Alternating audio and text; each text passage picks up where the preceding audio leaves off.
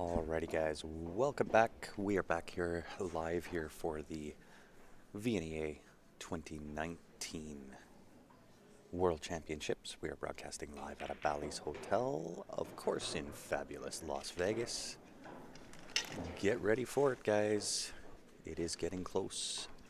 We're just waiting on the opponents for the B-side final match, so I figured I'd start it up just a touch early and we can watch the ladies match here. This is looking like a triple dip. It is the Texas Beaches at 71, Susie Q's at 50. And I'm not sure who came around from the A side, B side, so I'm going to have a quick little look.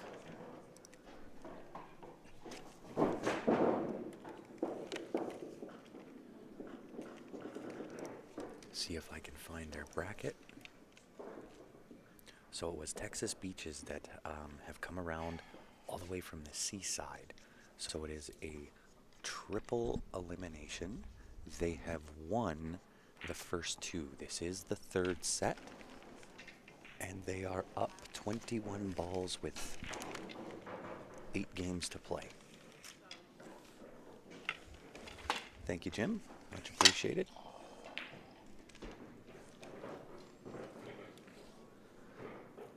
And we will get things set, ready to rock and roll as soon as we have a winner.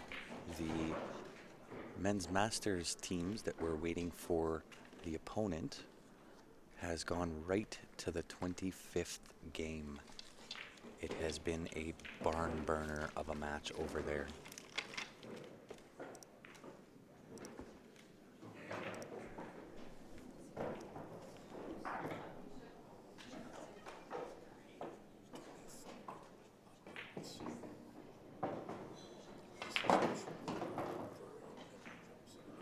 Just give me 1 second here, guys.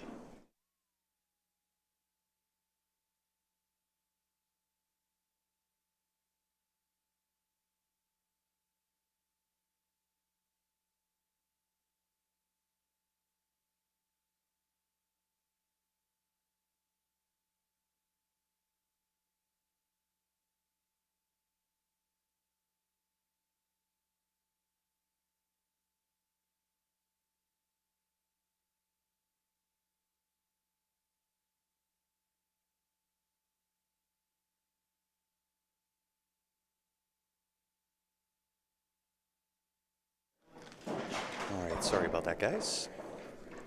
Just had a couple of questions that I needed to get answered.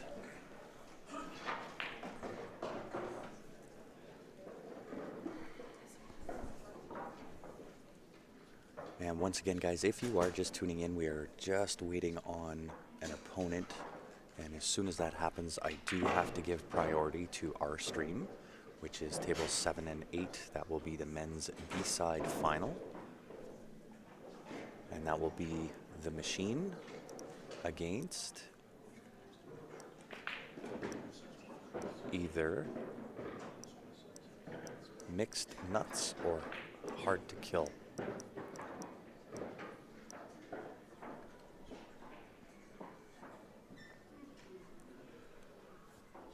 So I figured I'd start it up just a touch early because the ladies here are in a triple dip scenario.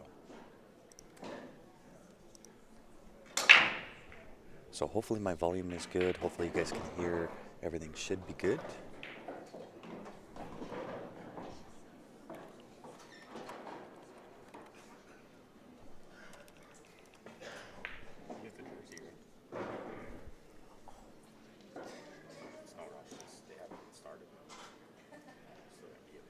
So Texas Beaches, obviously from Texas.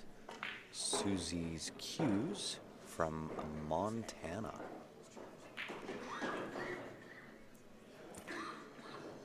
And this is actually Grant on the mic, Ed, although Ben is standing behind me. I don't know if you guys can hear him. Hopefully not.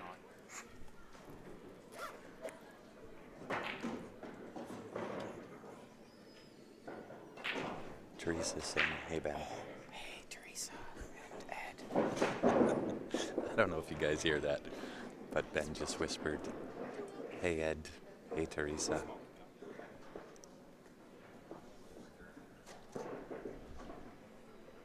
So I think if I can, I will change this to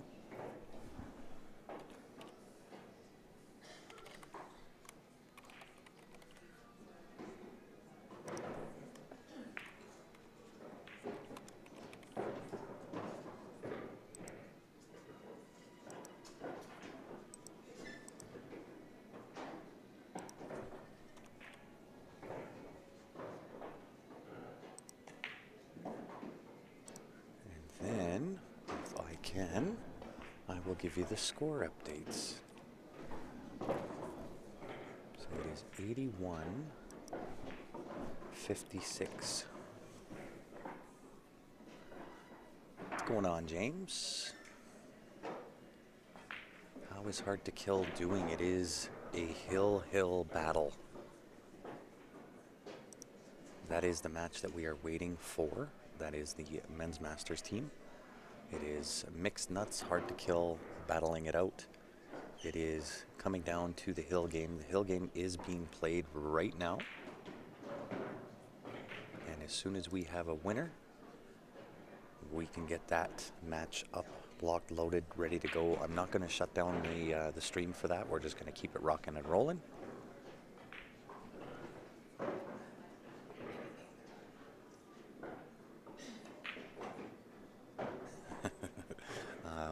Nope, Ben's gonna go get ready for their match. They will be playing the winner of either, well, the machine or Mixed Nuts or Hard to Kill.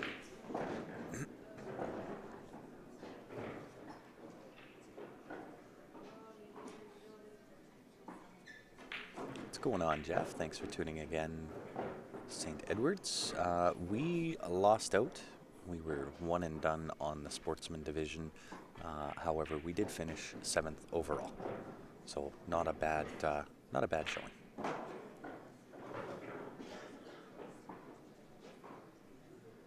And thank you very much, Mr. Elrod.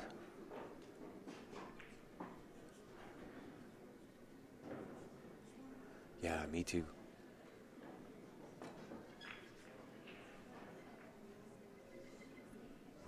We're really excited to bring that match to you, but we got to get through the B-side match.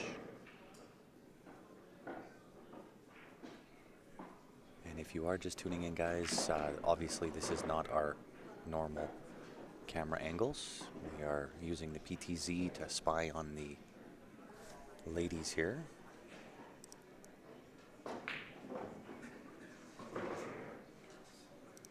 This is not the men's master, so I'm going to change that.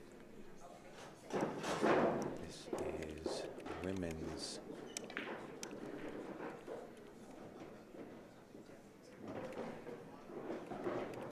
intermediate.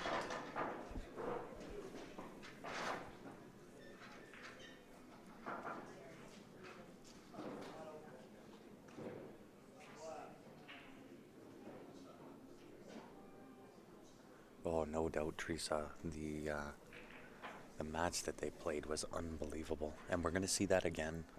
It doesn't matter which team comes through. All three of the teams that are left, every one of them knows how to hold a cue. They know what to do with it. It's going to be amazing pool once we get to it. And it is hill. They are fighting for their lives on that right-hand table, or on the far tables. So that match is actually being played on TV Mike's stream. It is tables number 1 and 2. If you want to go and take a look at that, it is the hill match.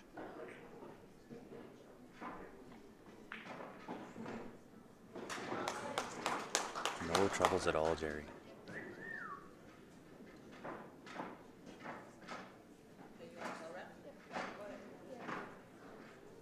It is. They're way down on the other end of the table, or other end of the room, I should say. And I know that there's a lot of viewers that want to watch these ladies play. This this match that we're watching, the women's intermediate 8-ball teams, Texas Beaches have come around all the way from the seaside to take on Susie's Q's, or Susie Q's, and they have won the first two sets. So this is it. This is the final set of the ladies' intermediate 8-ball teams, and Texas Beaches are running with it, 81-56. What's happening, Lou?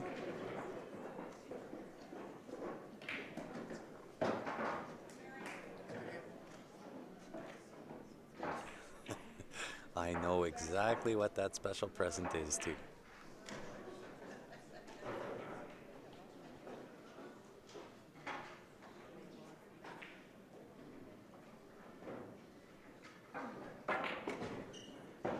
So as much as I would absolutely love to pan down to the other side of the room to show you that Hill game, I don't know if I would actually get a very good angle on it.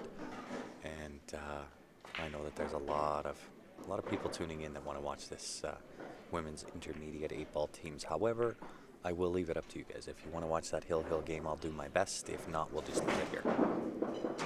How are you, James? Thanks for tuning in.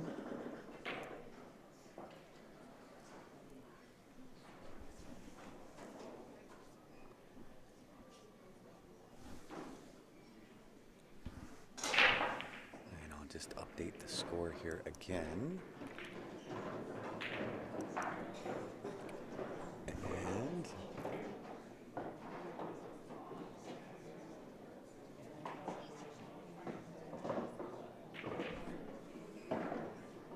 I believe this is 11 and 12, but it's not 25, it is 20.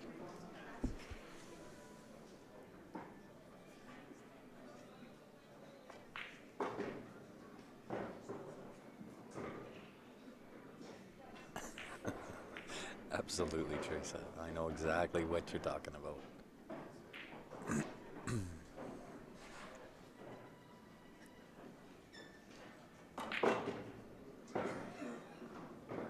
Indeed. And I'll tell you what, it is going to be amazing pool from here on out. It doesn't matter who's playing, where they're playing, what division. It is all amazing, amazing pool.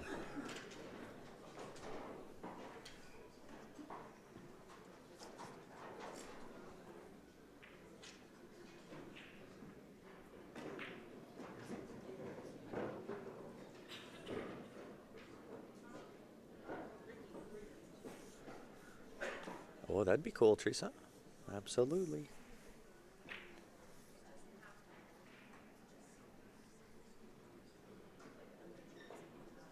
And guys, if you are having any issues on Facebook, that is certainly a Facebook issue. We've been having it the entire event, unfortunately. So if your Facebook is kicking you out, you can head over to the YouTube channel, which is running absolutely flawless. You're more than welcome, Ryan. I am 63. It's almost over. It is almost over. This could be the triple dip. I believe we are on games 12 and 13 out of 20. So it's getting close. Are we streaming the junior tournament in Nebraska? I'm not sure yet. We haven't got that confirmed. And there is the YouTube link. Thanks to James for that.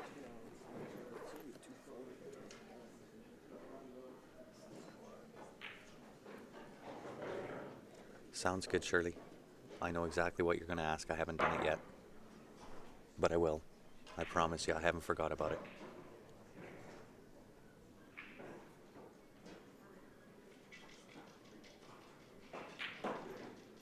And think green, this is actually Grant on the mic.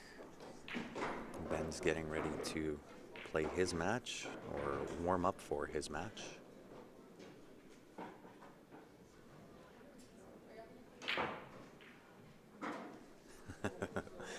Thanks, Ed. Yeah, Facebook has actually been not too bad as of yet, knock on wood.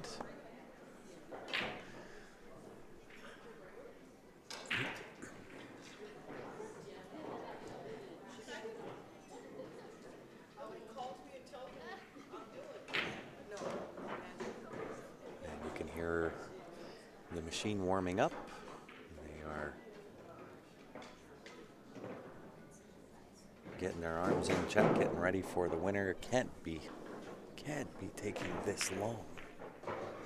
1, 2, 3, 4. You know, I kind of thought this was Hill over there. Maybe I'm wrong. Oh yes, they've put up a different score sheet over there. Okay. Did it go to next round? No, I don't think so. Oh, maybe? I think Polly told me they were on the 25th game when I left walking over there. Yeah. I Polly don't know told if me it they're went on to the a 20. Did it go to overtime again? I'm going to send Steph down to go and check and see what's going on with the other men's masters match that's going on.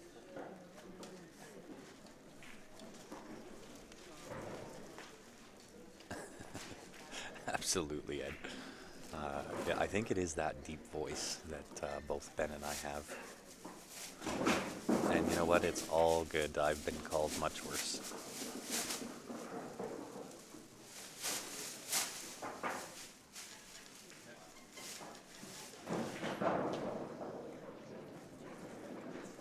Yeah, absolutely. That will be something we'll let everybody know as soon as we know.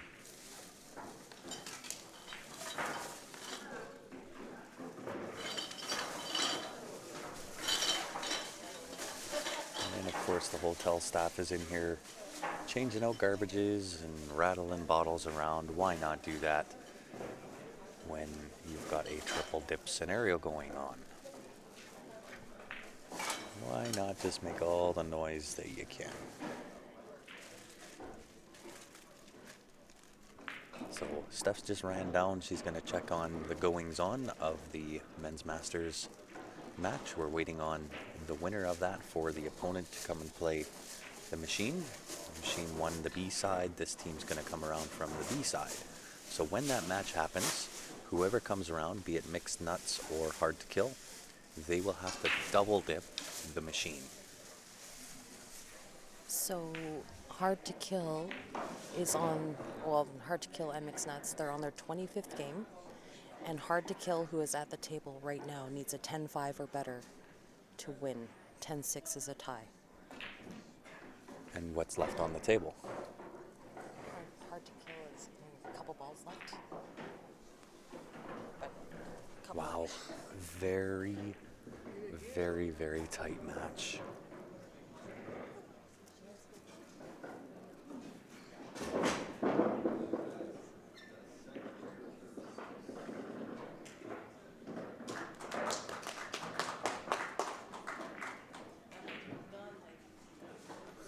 Ryan, what match is being streamed next? It will be the men's advanced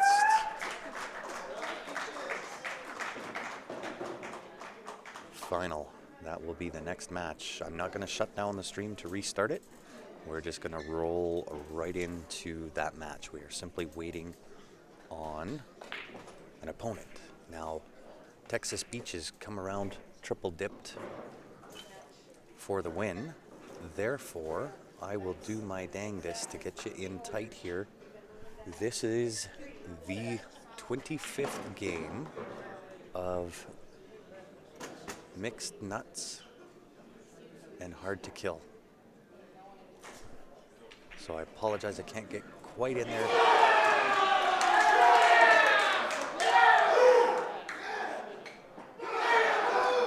Wow. There we go, guys. We caught it just in time. And I believe that, you know what? I can't remember which team he's on.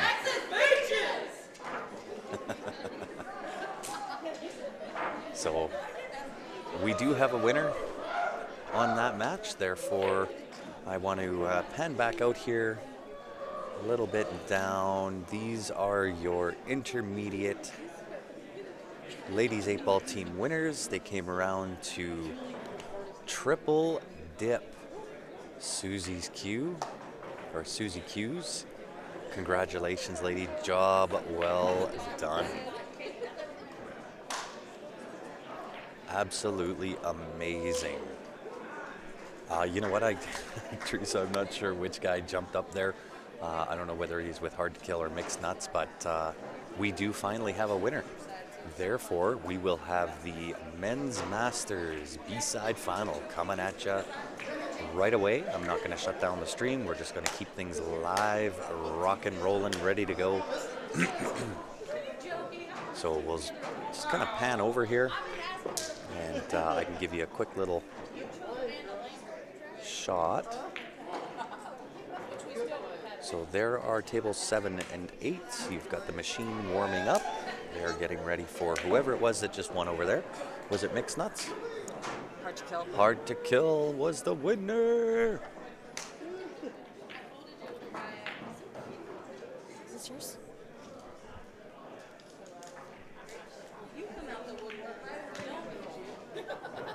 Very, very, very well done, ladies. And very well done, Hard to Kill. Mixed Nuts, nothing to hang your heads about. Third place master, or in the Masters division. And to go out on the hill, you got nothing to hang your head about at all. So with that being said, guys, I'm going to get things set up. While I'm doing that, it is viewer advantage number 8. This will be drawn tomorrow afternoon, so we don't have a lot of time to get tickets in on this one. They're $20. The winner will get the choice of the Jacoby Black, the T3 Jump Brake Q, or the JB Case plus cash, the SS360 plus cash, or you could just cash it all out, take the $620 and run. If you do want in it to win it, qsportslive@gmail.com if you're in Canada. If you are outside of Canada, send a message to the Q Sports Live page. I will get back to you. I will let you know exactly how you can get in to win. So with that being said, I want to let you hear the announcement. The 2019 World VNEA 9-ball, 8-ball champions of the world. From Dallas, Texas, we have the Texas Beaches.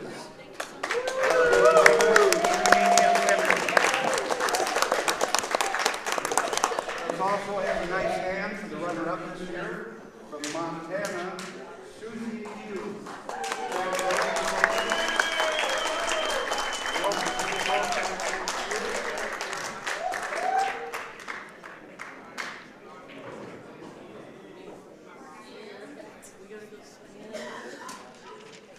And thanks Ryan for the nice camera work.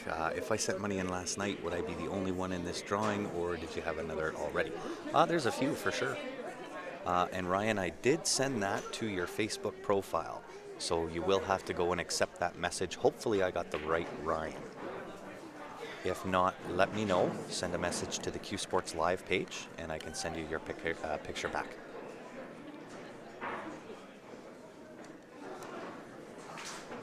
All right, so now I need to change this scoreboard up here again. We have the machine, and did you say it was Hard to Kill? Hard to kill. Hard to Kill is the winner.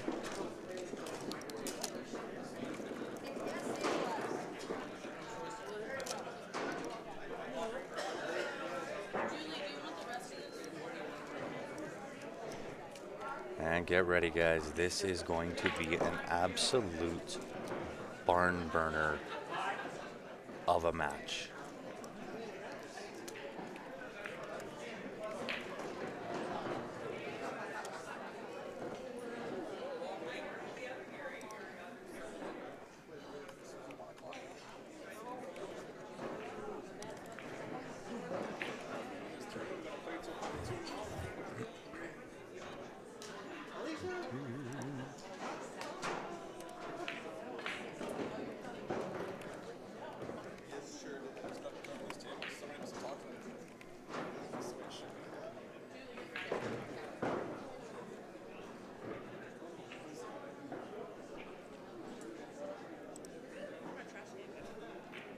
And just give me a few minutes here, guys, while I reset up the scoreboard.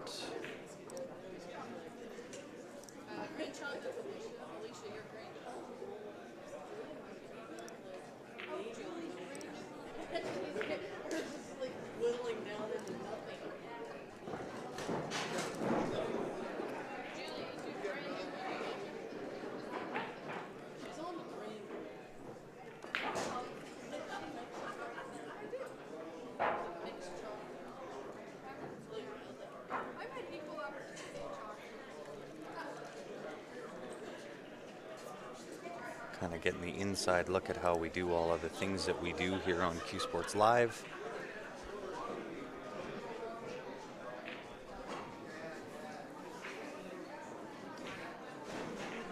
Yeah, sorry, Ryan, if you can just send a message to the Q Sports Live page if you did not get a copy of your ticket into that viewer advantage. I did send it to your Facebook, into your messenger, but you will have to accept that message. Let's go, Robot Robinson. I love it. This is definitely going to be a gooder, Sandra. And you got that right, Regan. Hard to Kill is definitely true to their names.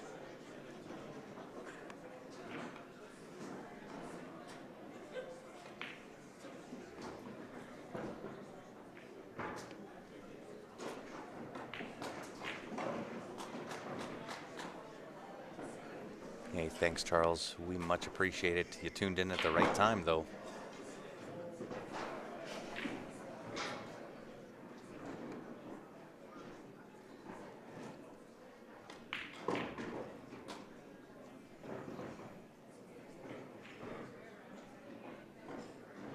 Oh, absolutely no troubles at all, Spencer. We don't ever mind promoting our competition.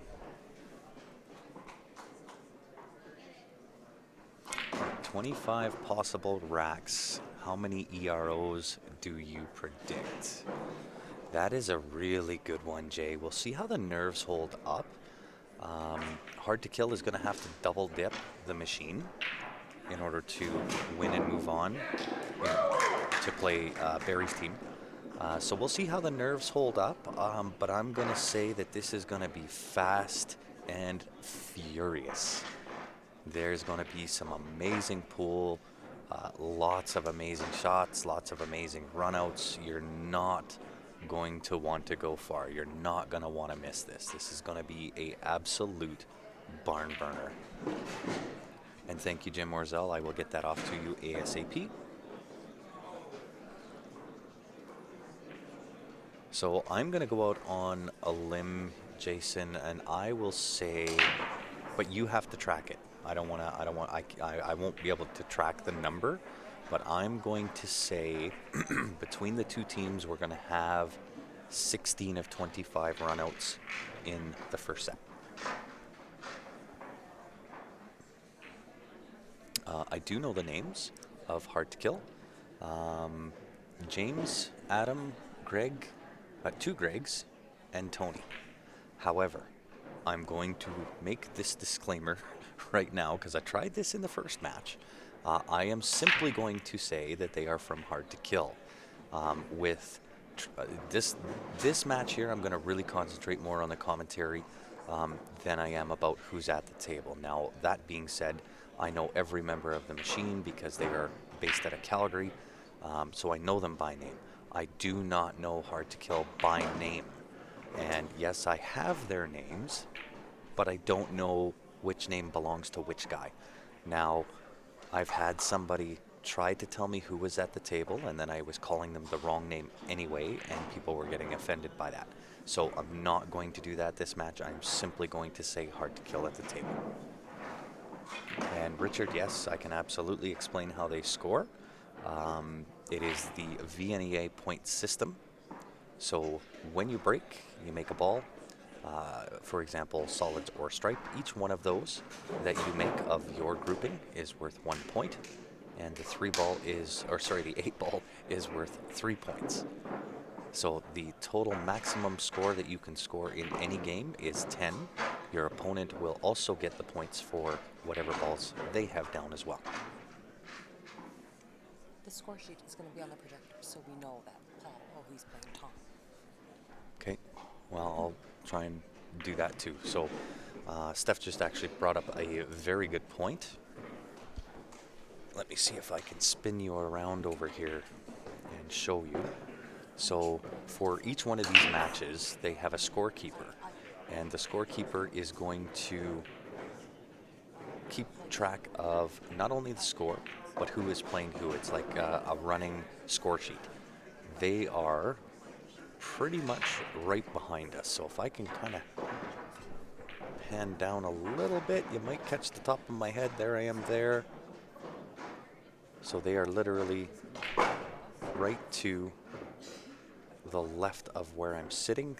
This is how close we are to these tables. So there you can see the monitor. There you can see the back of my, or the side of my head. So we're literally 8 feet from this table. So give you a quick little tour of the room. You're going to start to see this fill up. So all of the bleachers there, all of the tables from 1 to 6, those are all TV mic tables. So any matches that were on those, you did have the ability to tune in and watch on his feed as well. And way at the back down there is how you get into what is affectionately known as the Dome. And to the right of that, that's TV mic setup back there. And they do the same thing for that match down at that end. And that is the tour. Free of charge, of course. We don't charge anything to take you on the tour. Watching from Little LA, welcome to it. If you are just tuning in, guys, we are just about to get underway for the Men's Masters 8-ball teams B final. It is The Machine versus Hard to Kill. With that being said, I am going to run away really quickly. Maybe Steph can jump on the mic. I'm going to run and check the weather before this match starts. And by the time I come back, they should be ready to rock and roll. So do you want to jump on or no? Okay, so Steph will jump on, keep you entertained. I will be right back. It is an overhead projector, Zach, for sure. Who is on the Calgary team? It is Mark Smith, Paul Richens, Lloyd Anderson, Russ Whittle, Mike Robinson, and Gary Kirkland.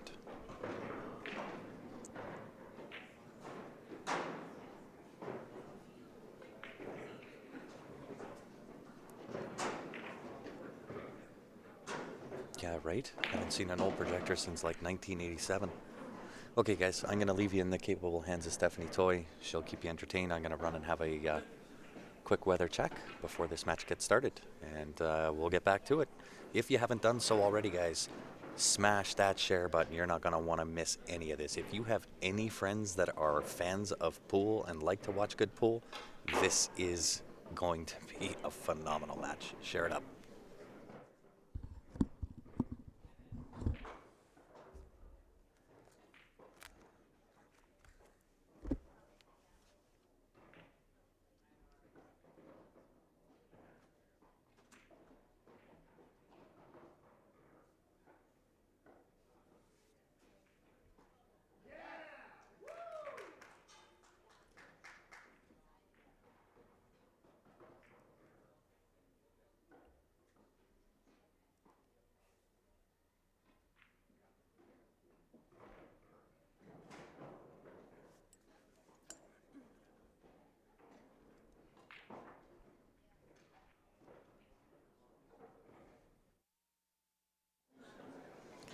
Okay, guys.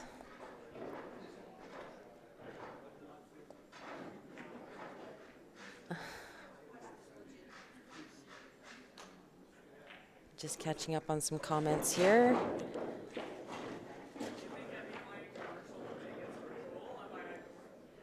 Thanks, Spencer.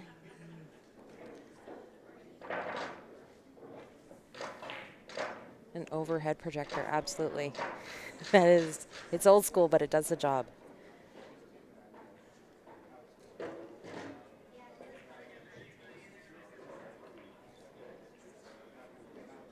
So this Masters division, let me just see here, just so my numbers are accurate. Wow. Master Open 8-ball teams, there was 107 players. 19 teams, so that is an increase from last year. So it is a triple elimination. I guess how the VNEA does it is if the number of teams is under 24, they do a triple elimination just to keep the players playing. So there's an A side, a B side, and a C side. Barry's team out of Calgary, Alberta, Canada has won the A side hot seat.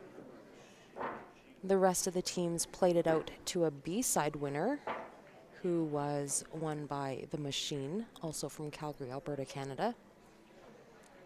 And then Hard to Kill just won in that 25th game for the C side winner. So now how it works is the C side winner, which is Hard to Kill, has to double dip The Machine, who also has to double dip Barry's team. If it is the C-side winner that comes through the C-side, I believe they have to triple dip Barry's team, which is, I hate to say that, but it's highly unlikely, especially at this caliber, for a triple dip to happen is highly unlikely. But stranger things have happened. This is a rematch.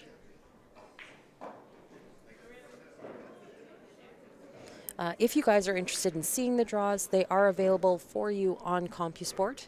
So you want to go to compusport.ca or download their free app, available for iPhone or Android. Apple or Android, I should say. Once you get into CompuSport, you want to go to T for tournaments, find the 2019 VNEA World Pool Championships. It's a purple poster with a black 8-ball on it.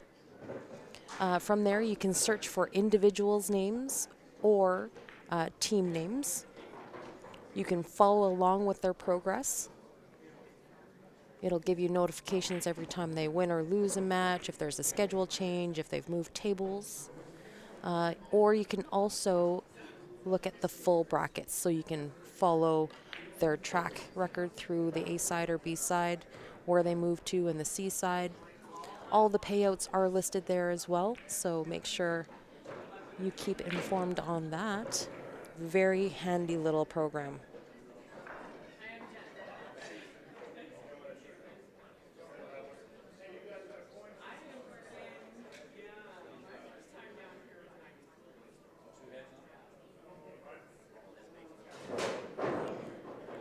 Think green. I'm not sure how the Saskatchewan teams did, to be honest. There's just so many teams here, and I was still playing myself as of this morning. So I have been unable to keep track of a lot of these Canadian teams. There's been such good competition. I know that the Canadian teams have had a good run. There's a lot of them, and they made it fairly far. But between actually working and playing and streaming, I have had no time to do much of anything else.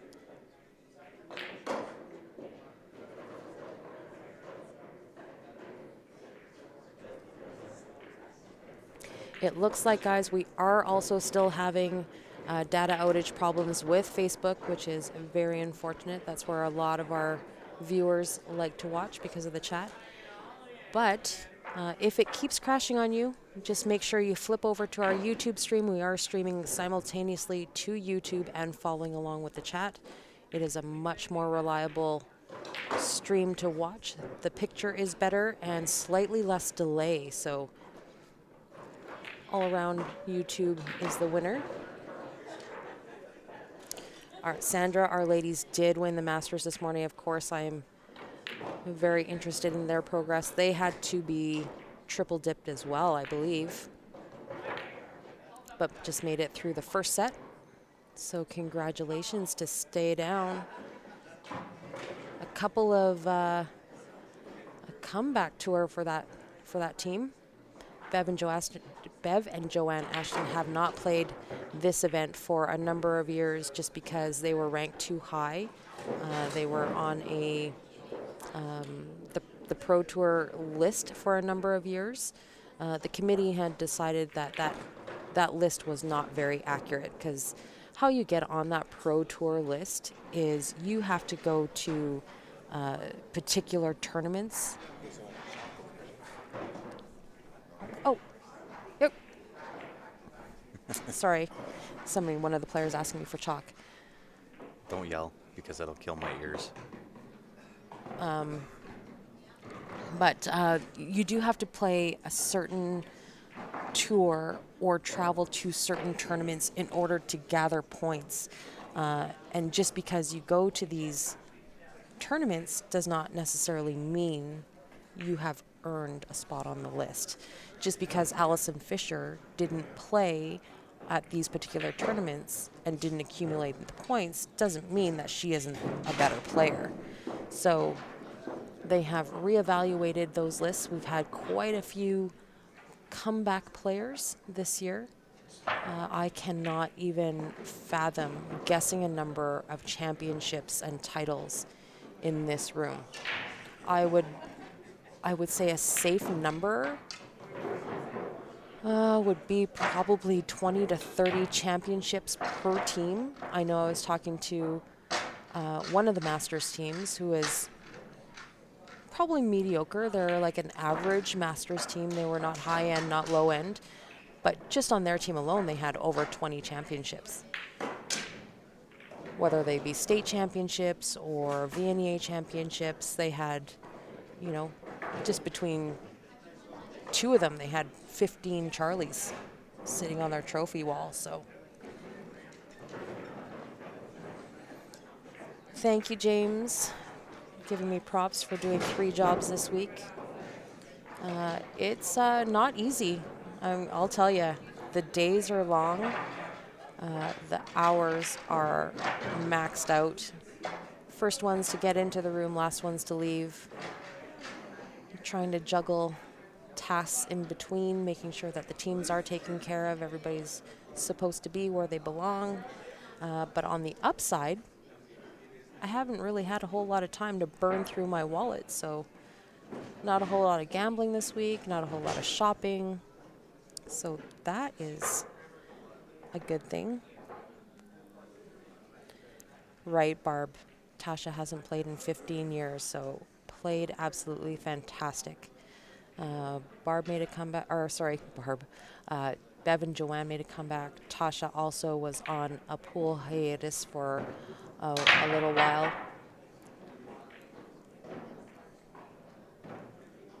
So the girls did so good. I'm so proud of them. Really grinded it out, played some really tough matches. These Masters divisions are no joke.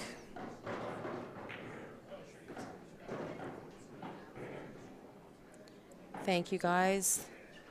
Thank you, Sean. Moving over to YouTube, I will keep my eye open for you there.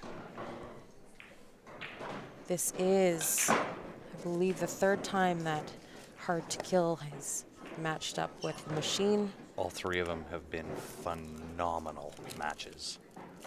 I would expect no different. Barbaloo, I cannot wait till you come. Actually, it wasn't that long ago that we played together here. Maybe a few years. But the boys are all asking about you. Tommy and Jim and Dick. Greg and Brian, of course.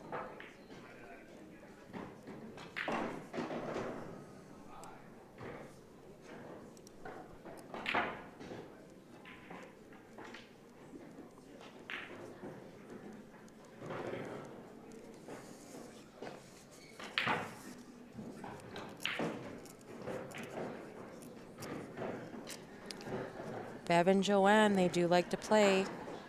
Joanne, I would say, honestly, Joanne plays a little bit more consistently than Bev. Bev's got a job with the Postal Service, works really crazy hours. Joanne obviously owns the pool hall, so Joanne plays a little bit more, but obviously both of them still very competitive. Gary Spence, every time I come home from Vegas with any of my spending money, I feel like I'm a winner. You are completely right. And that's why I'm saying I'm not terribly distraught about me being so busy over the last 10 days because it has saved me quite a bit of money. I'm feeling a little bit better on myself. Not feeling so guilty about spending $20 or $30 on a meal because it's the first time I break open my wallet for the day. So that's a win.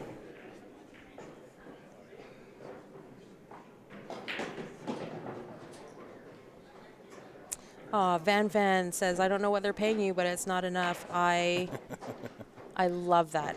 Thank you so much. We do it. I mean, it's obviously if they offered to pay us more, we're not going to say no. But we do it because we are first and foremost pool players. We just love the game. We love the people.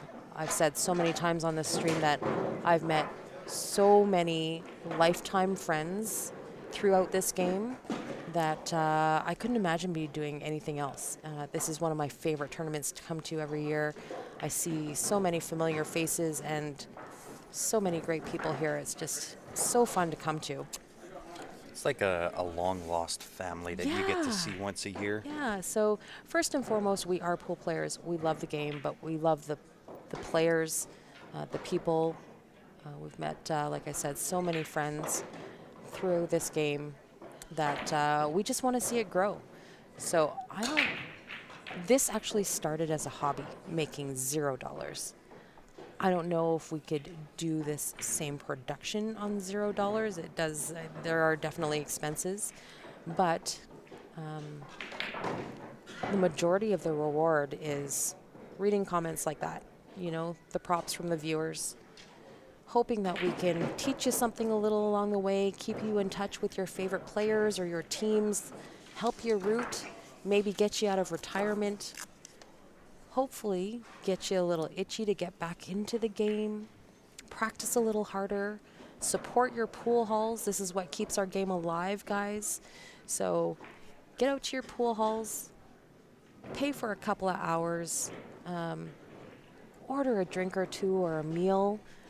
This is what's going to keep our game going. And honestly, since we started this a few years ago as a hobby, I like to think that we had a hand in the game growing in our province substantially. It's gotten quite big. Lots of tournaments, weekly tournaments, monthly tournaments, annual tournaments.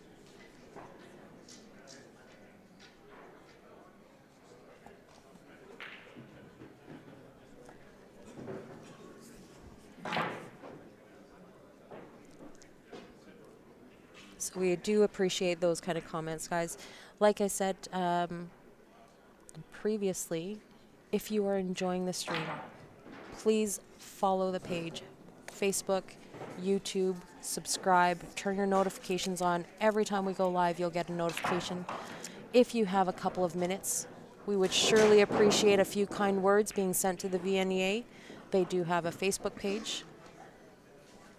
We're hoping to get invited back next year for hopefully a little bit more coverage. Maybe we get a couple more tables next year. We would really love that.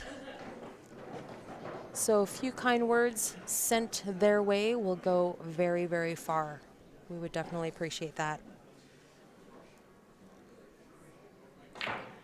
There really are, Gary. There's some really kind viewers in here.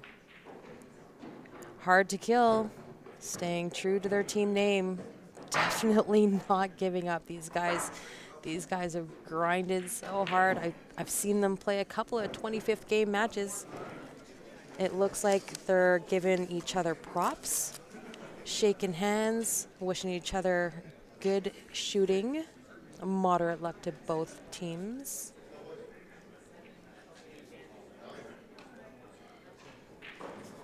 Oh, Elrod, thank you, buddy. On the left table, they mixed up their cues and were able to tell the difference because of the tips.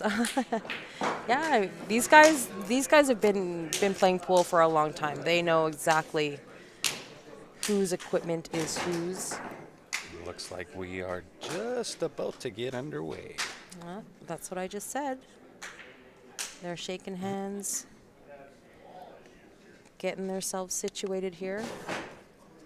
This is going to be a really, really great match, guys. If you haven't done it already, smash that share button on Facebook.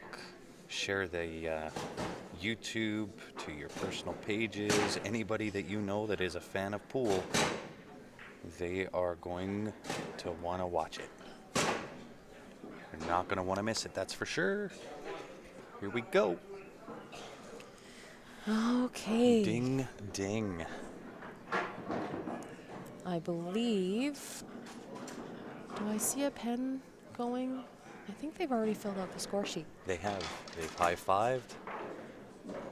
Just waiting for them to put a copy on the projector so that we can see. Oh, I see her. There she is. She's over there furiously writing. Yep, she's just filling out the overhead copies so that everyone in the bleachers can kind of follow along.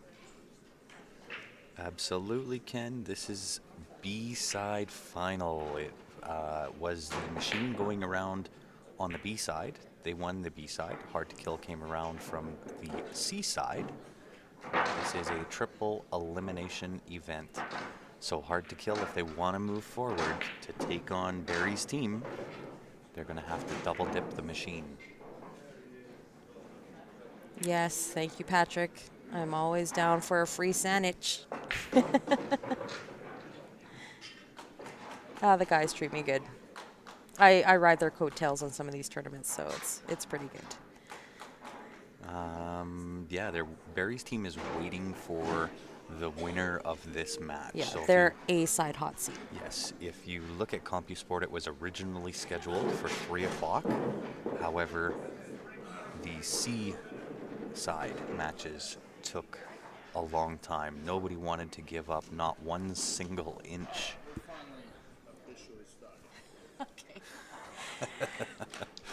Finally, officially starting. We just got word. Hard Get to Kill just came up and said, we're officially starting. Get ready, guys. Here we go. Ding, ding. This is going to be great, John. Spread the word, guys. Let's get the viewership up. These guys have played hard. This is the highest caliber here at this division.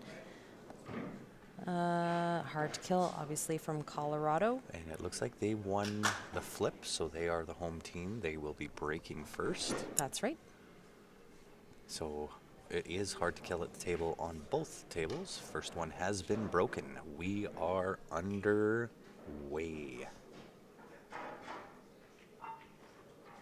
I've been waiting all day for this match, too. This is going to be a gooder. You get giddy. And I'm going to say it again, guy. I'm probably going to say it a lot. Smash that share button.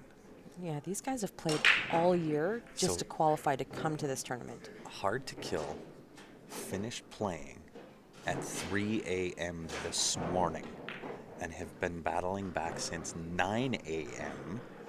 to get to this point. It's a long road, and there is no easy paths to get to this point. The competition level in this tournament is crazy. It is unbelievable. Oh no. Focused on the breakout He and did missed miss the ball. shot. First part first. That is right. No, Patrick, that match will be played right here on Q Sports Live.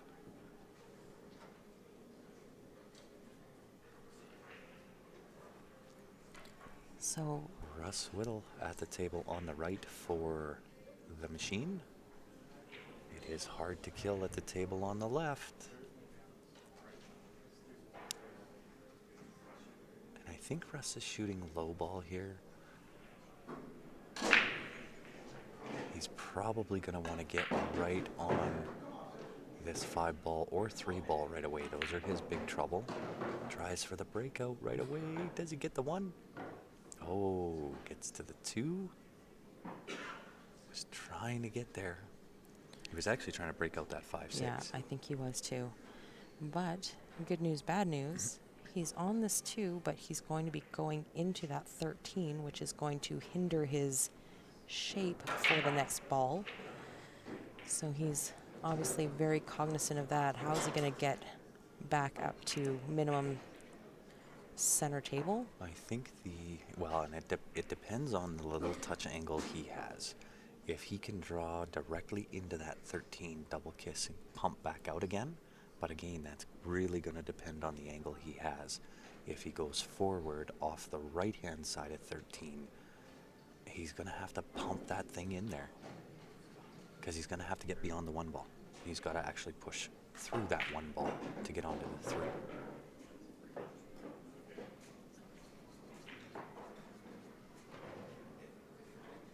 115, Saeed. Thanks for hanging in there with us, Scott. You're going to be up. Absolutely. You're going to be up until the 6 a.m. until the sun comes up, because this is just the 3rd place match. So Chantal, the winner of this will go on to play Barry's team. Barry's team won the hot seat. The machine won the B side. Hard to Kill is coming around from the C side. So Hard to Kill has to double dip the machine. The winner of that will move on to play Barry's team, sitting and waiting in the hot seat.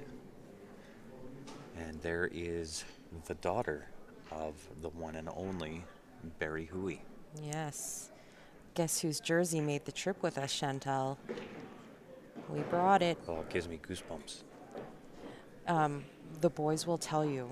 There's been some things happening. There's been some silly things happening, and it's, he's here, he's watching. The boys will fill you in. Absolutely. It's absolutely crazy, though. I get the heebie-jeebies. Yes. Any chance of getting score updates for tables 3 and 4? Other stream hasn't been keeping up on it. I wish we could. Unfortunately, they are quite a distance away from us. Yeah, they're about probably 40, 50 feet away from us. But their stream is available on TV Mike's stream. That's where they're on. Hasn't been keeping up. Oh, so sorry, he's not keeping up on the scores, maybe? Yeah, I'm sorry. Yeah, I wish we could. We're just going to keep our focus on this match here. This is the one that has been assigned to us. What happened on the left table? That must have been a run out. 1, 2, Yeah. 10-04. Hard to Kill. Hard to Kill. Getting on the board first. 10-0 win. And that will bring out rack number 3. Now, where did she go with? Oh, she's trying to figure out whether she's got the overhead copy correct. She's back over there doing more administrative work. No, Said, we see all the comments. We've got both Facebook and YouTube up.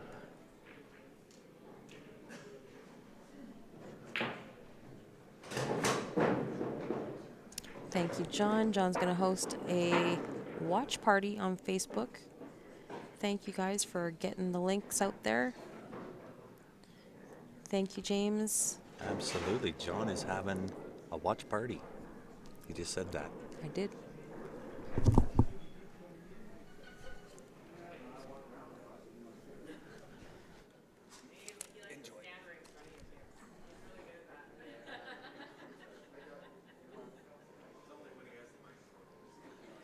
Saeed, it is a better stream here. YouTube's upload is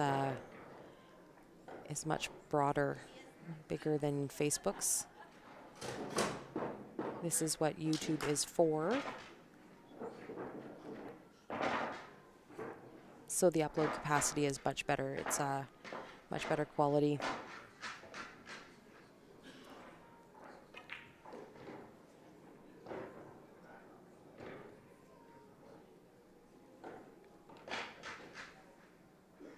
So Gary, TV Mike has actually got tables 1 to 6.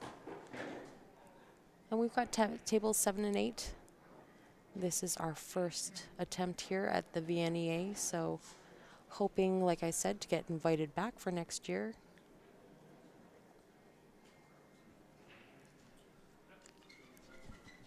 It looks like they have the sheet up on the overhead. That was James from Hard to Kill that ran Mark Smith out. So now it looks like it's Adam playing Russ on the right and Greg and Mike on the left table.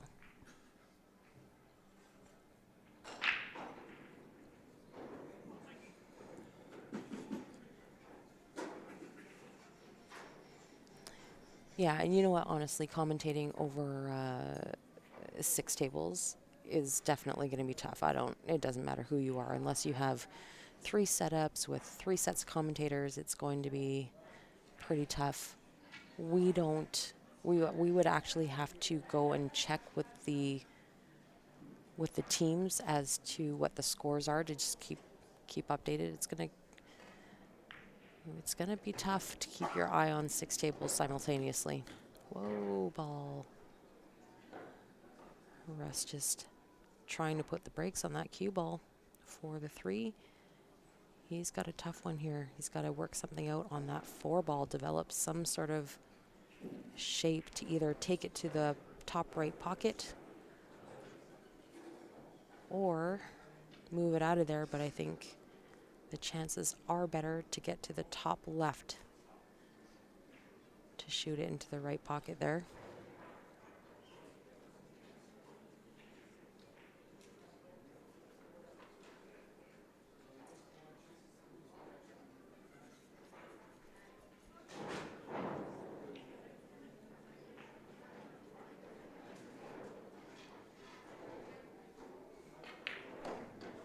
Well, thank you guys.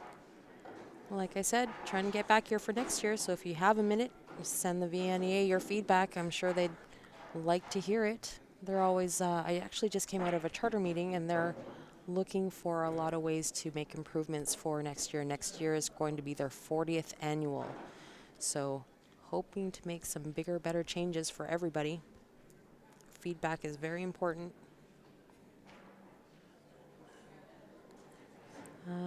This is going to be a great game.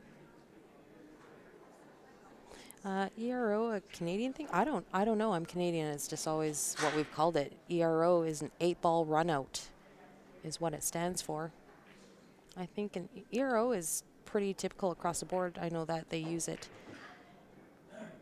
in the U.S. as well. Wow, good shape there. Nice little rub off that 13 to get back for the 8.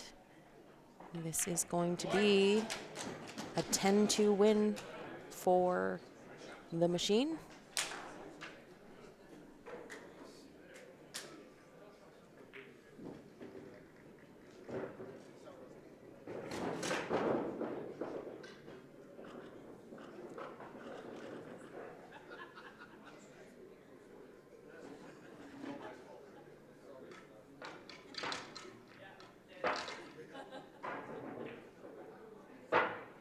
ERO, yeah, ERO stands for 8-ball run out. Break and run, we've also heard that term, but the Canadians use ERO a little bit more. It's a more popular term. We have assumed that a table run is what we call a first attempt. So the difference between an 8-ball run out or an ERO and a first attempt is a run out means that you started with all 15 balls on the table. If the breaker, for example, sinks a ball but misses their first opening shot and the opposing team gets to the table and runs out, it is only called a first attempt because the table did not start out with 15 balls. So we've assumed that what we call a first attempt is what you call a table run. An ERO, or a break and run, is only when the rack starts with 15 balls.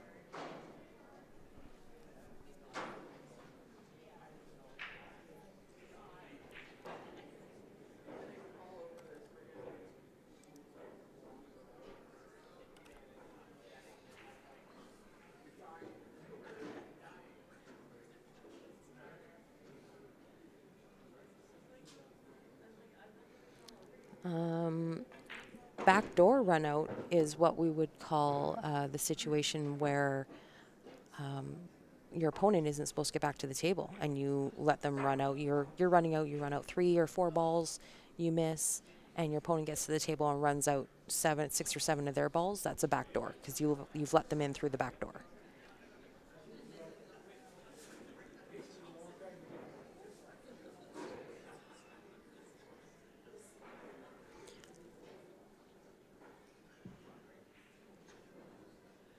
So a break and run out is an ERO because they started with 15 balls. Absolutely. Dry break, run out, also an ERO. If there's any balls down and someone else and the opponent gets to the table for the first time, it is only a first attempt. Ryan is asking if this is the last day of the tournament. We will still have games to play tomorrow. Saturday morning, I know that we're starting out with the intermediate final, the men's intermediate final. That's going to be tomorrow morning. Matches, depending on how many dips get to be played, may run into tomorrow afternoon sometime, probably I would say mid-afternoon.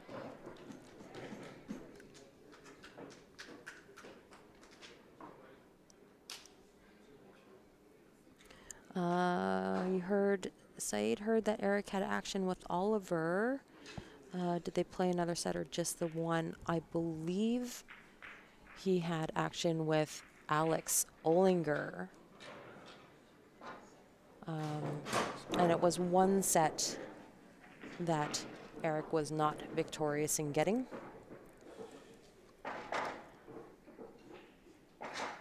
Another run out for Hard to Kill. That's Greg. Oh no, sorry, Mike. Mike ran Greg out. Sorry, excuse me. So 20-12, which is still anybody's game. That's a difference of 1 game. These matches are going to be able to flip on a dime, guys.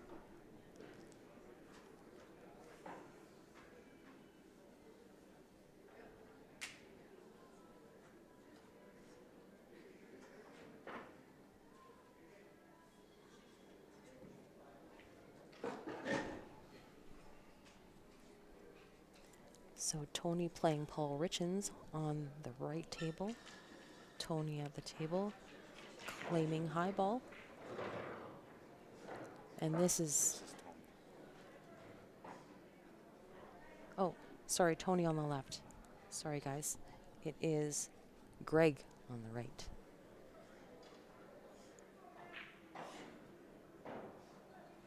Greg's got a pretty tic-tac-toe out here. Everything goes. Not a whole lot of traffic. This is all about cue ball placement here. Just shape from one ball to the next. Nice break on the right, or on the left. Wow.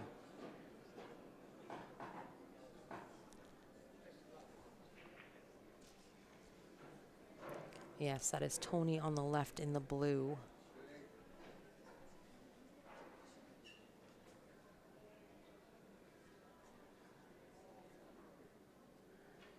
So Tony makes the ball. He's just trying to decide which suit is better.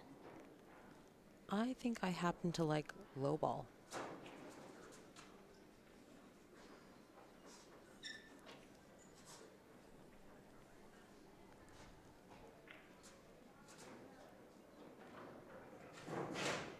Because the 5, 6, 7 go in that left side, no problem. Oh, he got a little lucky there. Just barely bumped that 9. Had that 9 gone and hindered the path of the 4 ball, that makes it a little bit more difficult.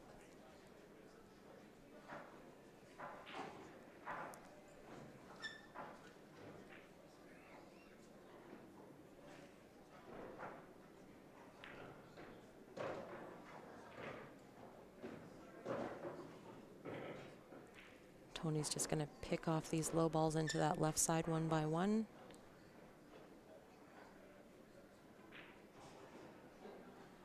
I like the 7 to the 6 personally. Just like that. perfect use of that 13 as a stopper. The 7, just a stop shot for the 8 in the top right. You like playing off the rail, that is certainly player's preference.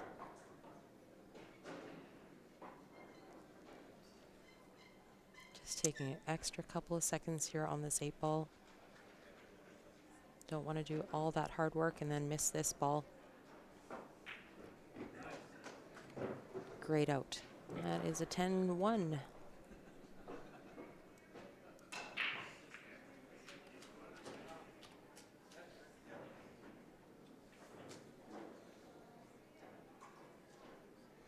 Say that was Tony.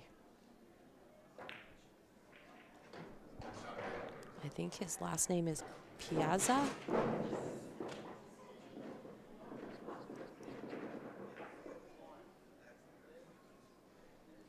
Looks like another big win for Hard to Kill on the right. They are taking advantage of every time they get to the table. 10-2 win for Ryan on the right. And viewer advantage number 8, guys. This is going to be probably the last viewer advantage for at least a few weeks. This is going to be drawn tomorrow. At the end of the last match tomorrow. I'm assuming that this is going to be drawn. So it's $20 Canadian per ticket. You can just e-transfer that over to qsportslive@gmail.com. If you, when you get this advantage pack, you get the promo codes for all of our sponsors and a free entry into our giveaway. If you get drawn, you get your choice of any one of those 5, the Jacoby Black, the T3 drum brake cue, a JB case and some cash, the SS360 Rob Danielson shaft with cash, or you can just cash it all out and call it a day. So make sure you don't miss out on that one. That's going to be the last one for a little while. Yeah, Grant's just having a little time out here. He's been, I think he left the room at like 7 o'clock this morning. He had an early match. Same as me. Getting a little burnt out, to be honest. Thank you, James. Keep that, James Hornby from Calgary, just keeping track of the runouts.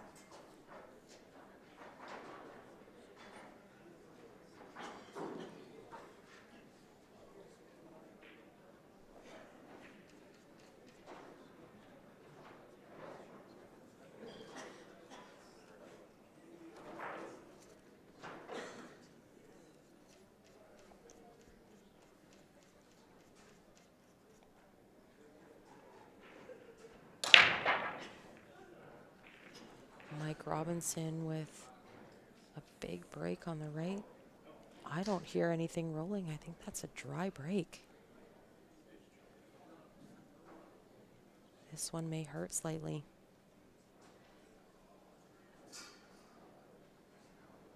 I like low ball here. The only issue with low ball is the 2 ball on the top rail, but I think he can get to that 2 ball off the 5 or the 1, ideally more the 1. If you land the 1, you're going to be more on the right side to get that 2 ball into the top right.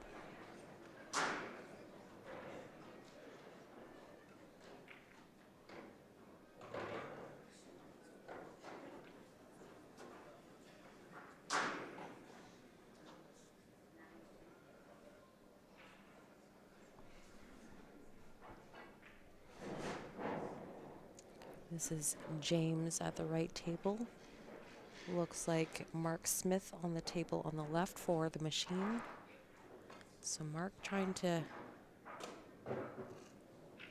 get some traction here for his team.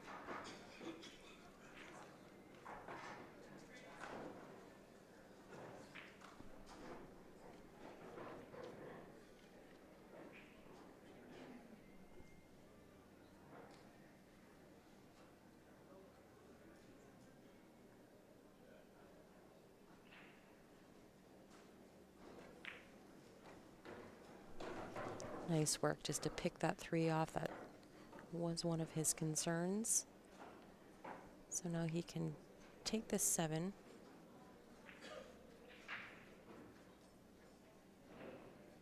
Make the 5, make the 6, or is that the 6 or the 2 ball? That's the 6. Just player's choice there.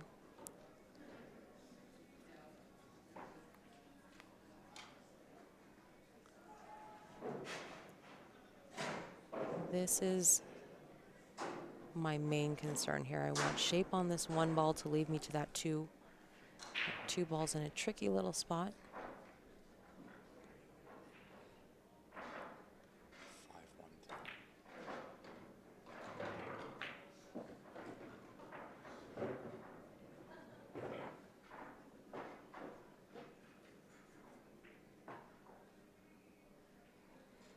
5-1. Yeah, you read my mind, Saeed. That 2 ball is tricky. The 1 ball is only kind of like one of 2 ways you can get there. You can use the 5, but you're going to be either on the wrong side or you're going through some traffic. So that's not always your best percentages. I think, though, his concern is he's got the wrong angle on this 1. He's on the wrong side of it. If he takes this 1, he's more than likely going into that 12 ball. You want it to be a little straighter or the other angle.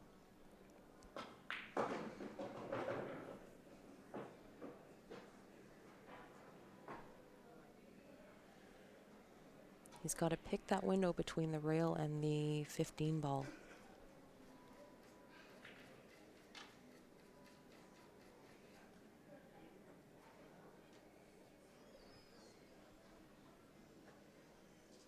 Yeah, good eye, guys. Can also definitely play the 1 off the 8. Move that 8 ball out of the way so that he can use the 5 to get to the 1.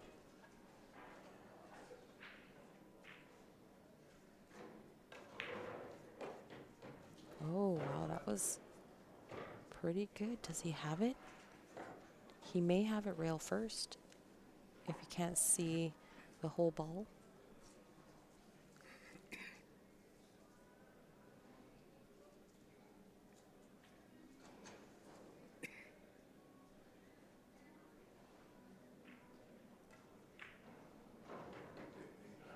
Yeah, I think he just barely got there.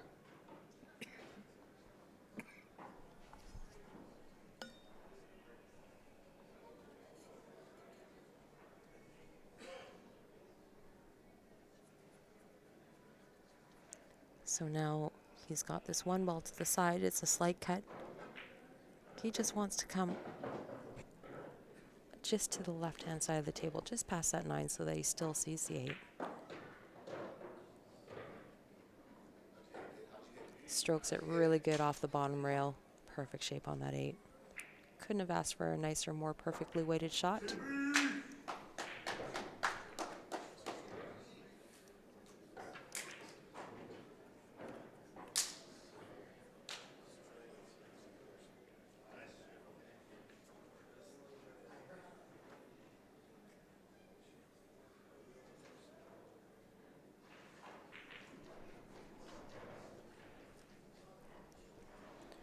So Lloyd Anderson coming to rack this table on the right. Adam and Mark still duking it out on this table at the left. Hard to kill at the table currently.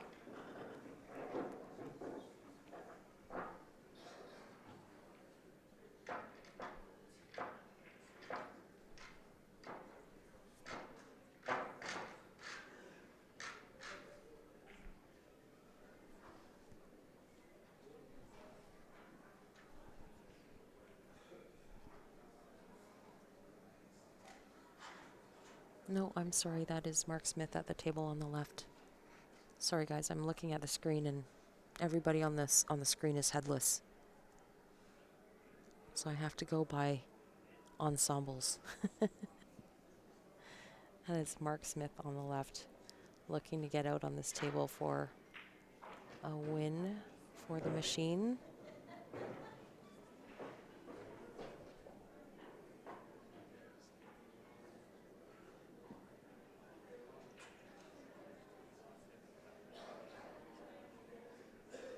I think Mark's a little perturbed that he just missed shape on the 12 ball on the 50-yard line.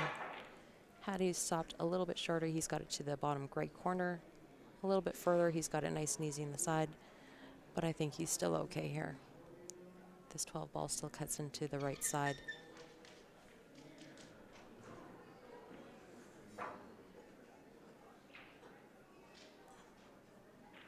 Are the guys still in? I'm assuming you're talking about Barry's team, guys.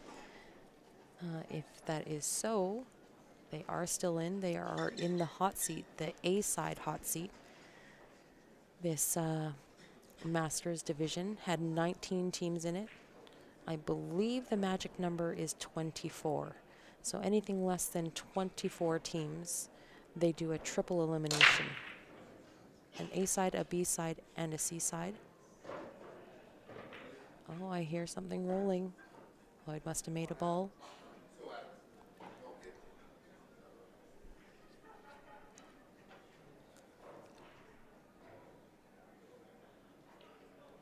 So Barry's team won the A side hot seat.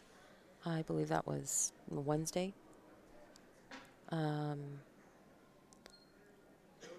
The B side played it out to a B side winner, who was the Machine, who then waited again for the rest of the teams to battle it out on the C side. Hard to Kill just won their last match in the 25th game. Very, very intense. They needed a 10-5 win to clinch it. A 10-6 only tied it, and they would have had to replay another round. So that was a pretty tight match. So Hard to Kill beat out and has claimed the C-side winner. So now the C-side, Hard to Kill, is trying to double dip the B-side winners, who is the Machine. The winners of this will go on to try to double dip Barry's team, who is still the A-side hot seat.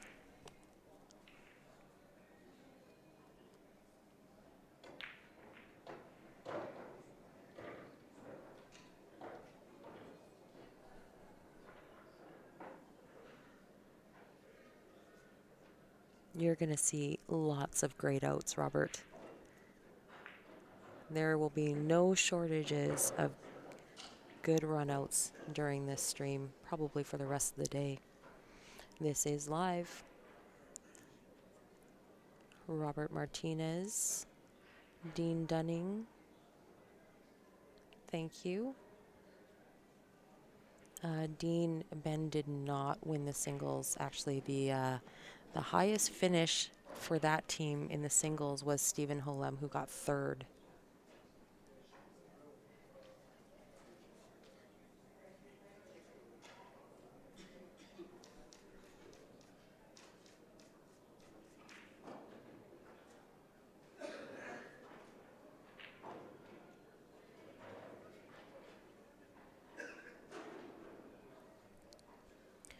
Michael on YouTube asking how the advanced ladies teams are doing.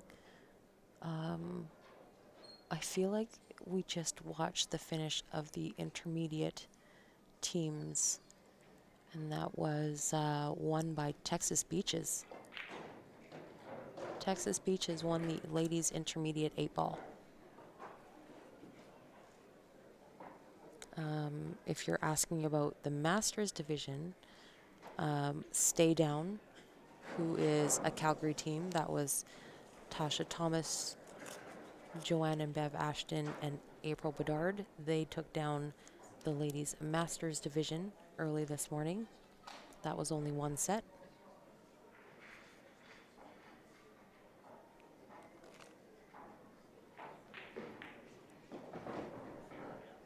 You bet.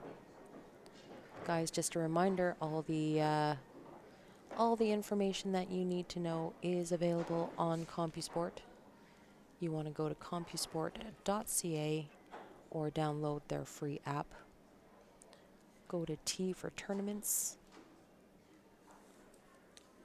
It is sorry, you can find the 2019 World Pool Championships VNEA app first under tournaments. It's a purple poster with a black 8 ball on it. From there, you can put in individuals' names or team names. You can see the full brackets, see the payouts. Payouts are all available on there, so a very handy app to have.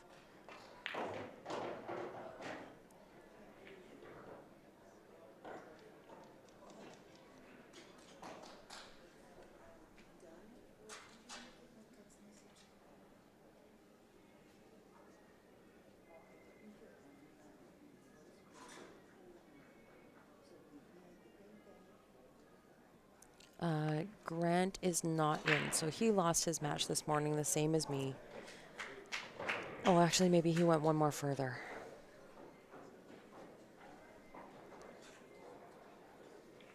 But we're both out. So now you have commentary for the rest of the tournament. So good news, bad news.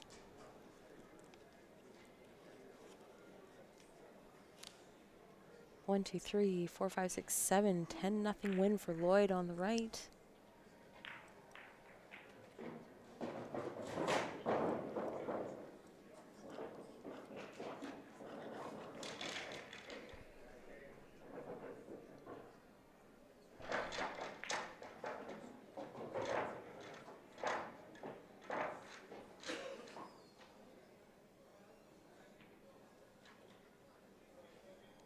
So you'll find when you watch these matches, guys, that these guys will typically not try to rearrange the furniture unless they have to.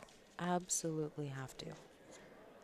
Because more times than not, and I'm sure that you guys have all experienced this, when you bump out balls or make breakouts, a lot more times than not, you are coming out on the short end of the stick.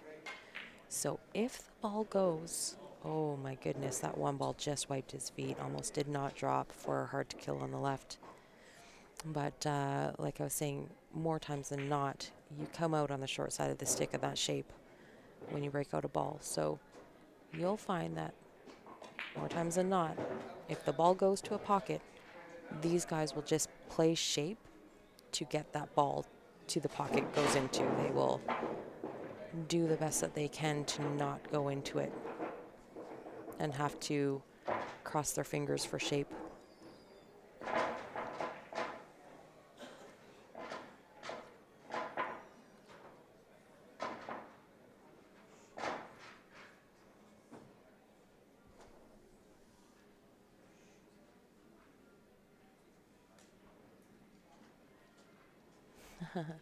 Thank you, Deborah, for sending your e-transfer in to the Viewers Advantage. This is going to be the last one for this tournament.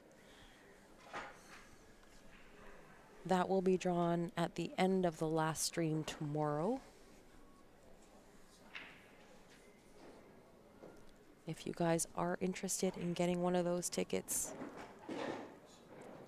e-transfer your money in, qsportslive@gmail.com. Well worth your $20, I will tell you.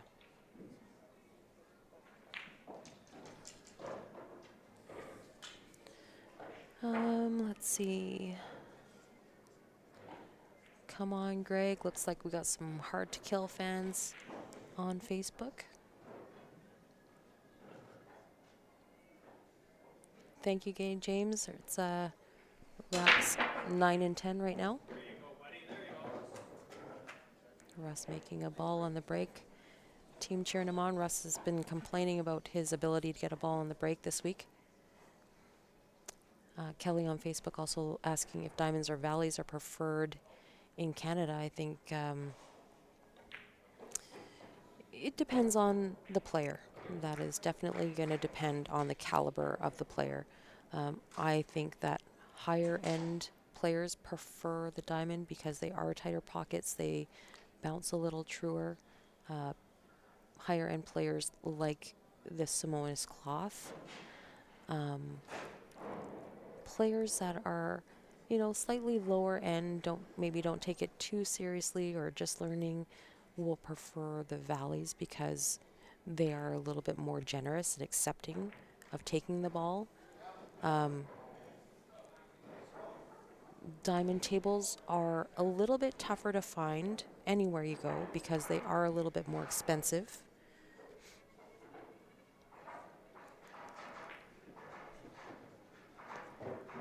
But I think it lends itself to the skill of the player being able to adapt back and forth. You'll find that these players here play to the edge of the pocket a little bit more. They are bigger pockets, but they will try to cinch the pocket for better shape. And that is, that's a good sign of a really experienced and good player. So both tables have their benefits.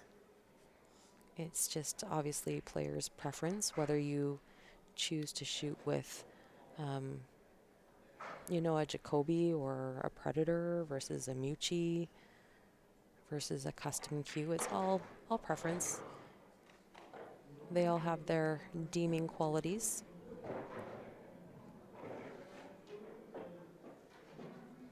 Yeah, you'll find that Kelly, I think that, like I said, they play to the edge of the pockets for shape a little bit more. They're able to put on a little bit more of a stroke and punch it a little bit more on these valley tables because the pockets are a little bit more accepting.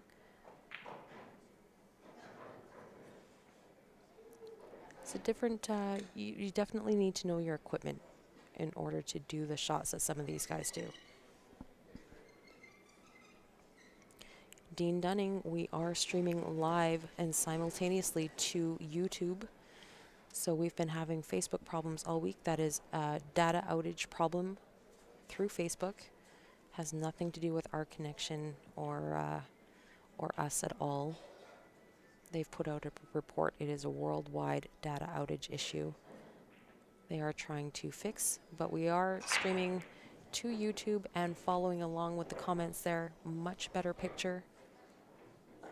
The upload capacity is a little bit wider.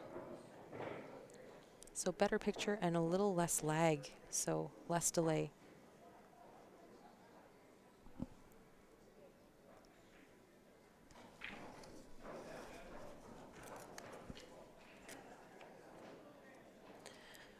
Richard McKee on YouTube asking, what is the race to?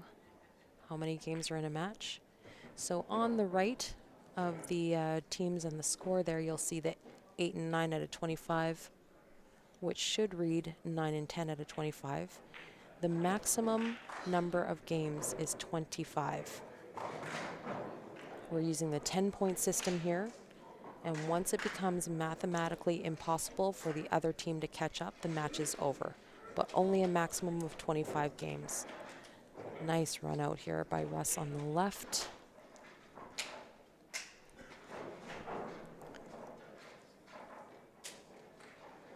Greg for hard to kill at the right table here. Looking to keep it tight.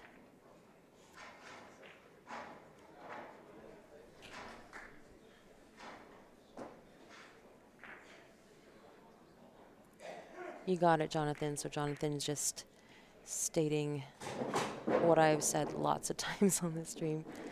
Sorry, guys, if things start to seem a little repetitive, but we just want to make sure that everybody is aware of the format and how it works, where we're at, how to get there. But that is absolutely right. Winner of the game gets 10 points. Loser of the game will obtain a point for every object ball down. It is added up as we go. Cumulative points up to the point where the losing team cannot mathematically catch up, or a maximum of 25 games.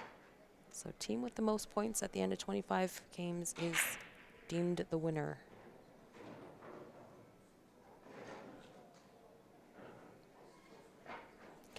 The Facebook cam is not different. It's the same cameras for both feeds. Like I said, oh wow. Big miss from Greg on the right, so Paul Richen's going to get a look at this right-hand table. Same cameras, just that YouTube is a video feed, so their upload capacity is much bigger, so they're able to produce a clearer, better picture. Facebook was not made for video, so a little bit less of a quality picture, but still good. Facebook is obviously a little bit easier to get to.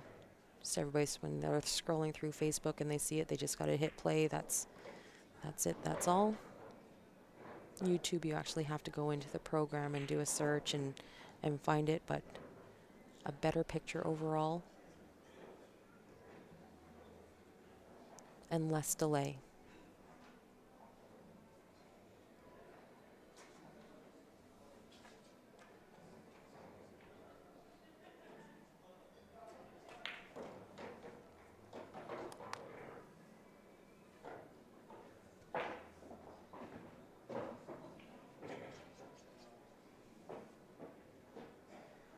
You got it.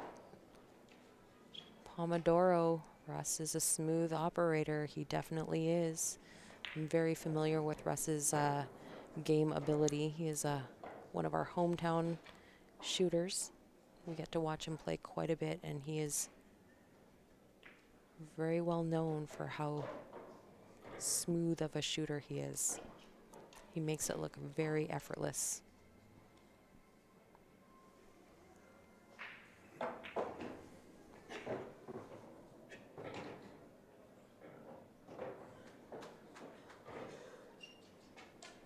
Gary Spence giving us all the details on these types of tables. Says he's been around for 30 years or so, so he's got lots of experience on these tables. Can make a really good comparison.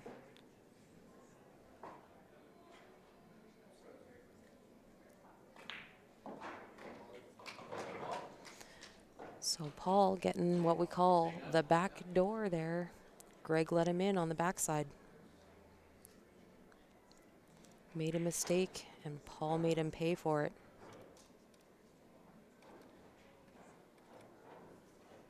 Still lots of games left here. I was having this conversation with Grant earlier because I was ranting and raging slightly about my match earlier. And it's all about how your team picks you up when you make a mistake. So rather than, turning the tide on the team and the team feeling all deflated because of a terrible shot or a terrible miss or a mistake that you've made, that is part of the team's job to pick you up when you fall down. That is why we play on teams. So rather than getting down on that player that made the mistake,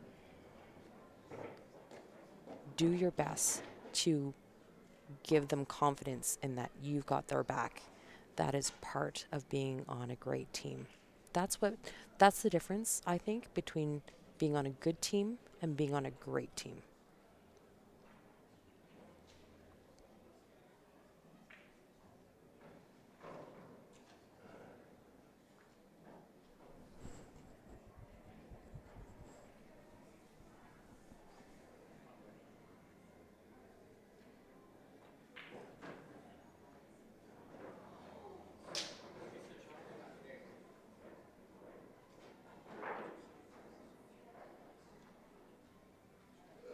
Seven out of 10 runouts. Thank you, James, for the stats.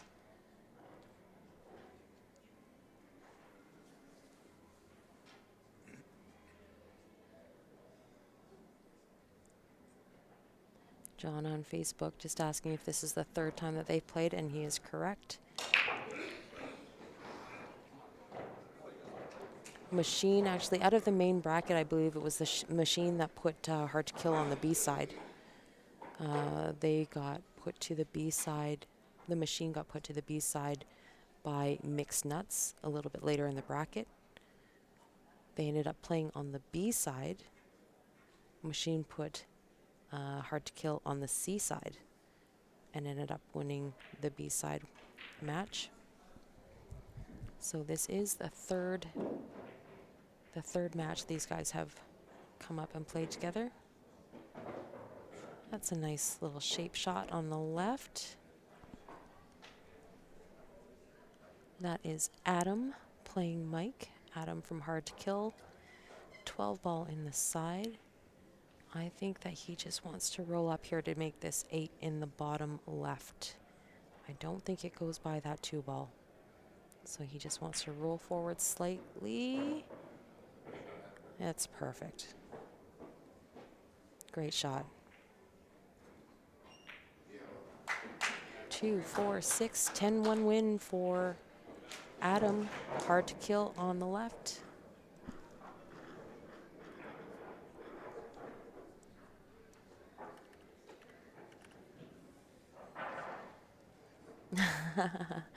Sandra, you've got this down to a science. I like it. That is true.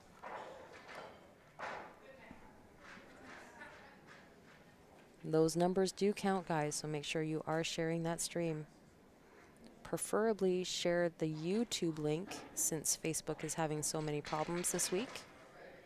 It has been a very reliable video source.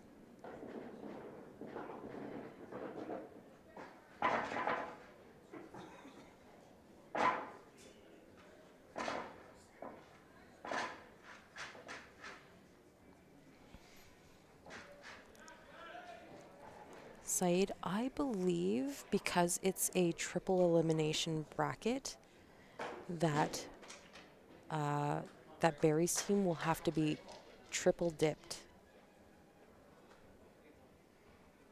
If you become the team that was able to triple dip Barry's team, you're going down in the books. They are a great team. And the favorite, they're going for the three-peat. This is going to be, they're attempting to win this event for the 3rd year in a row.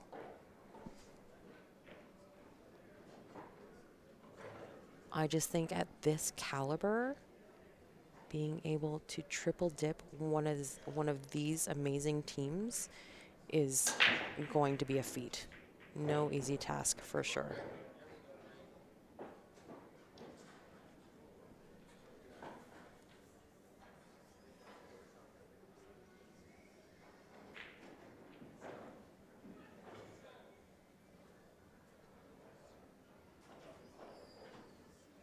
Nope, score should be right now, guys. Sorry.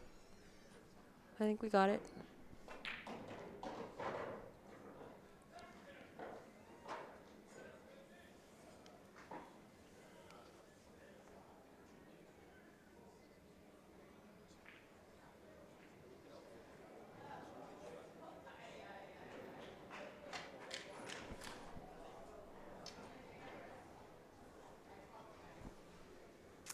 Deal It is asking where Barry's team is from. Barry's team is from Calgary, Alberta, Canada.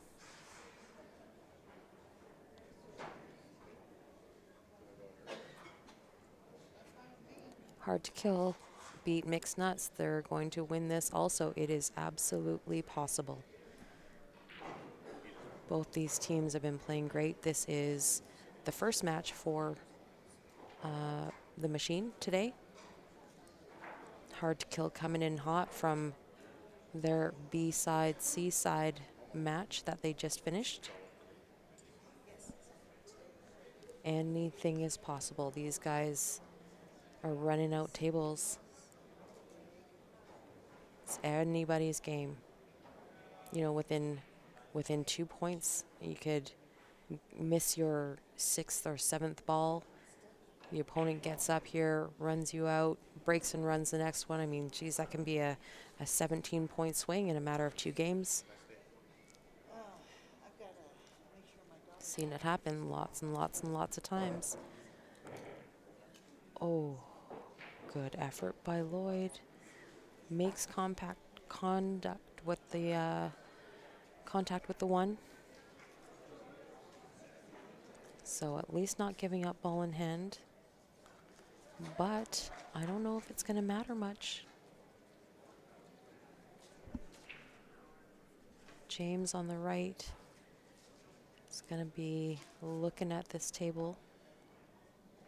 He's got a good chance of running out these 7 balls.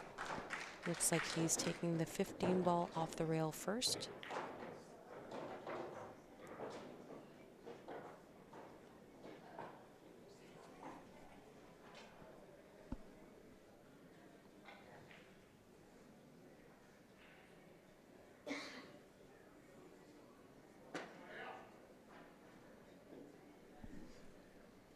No, score is right, guys. It's 69-61. We're following along with the, they've got an old school overhead projector here in the room set up in the corners, just so that the spectators in the stands can follow along with the scores. So we're following along with that.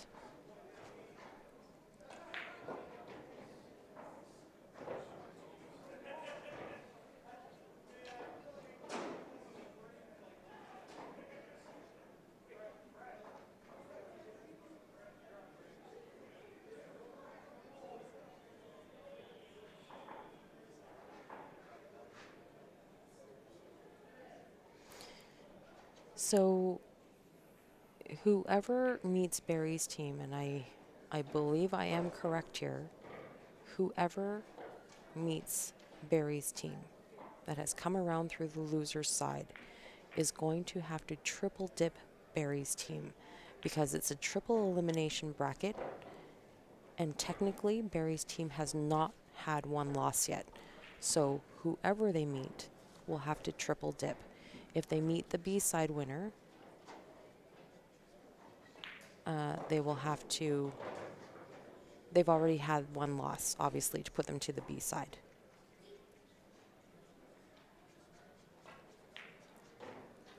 If it's the C-side winner that comes through and meets Barry's team, they would have to still triple dip, because the C-side winner has already technically lost twice. So whoever it is that comes through the loser side is going to have to triple dip.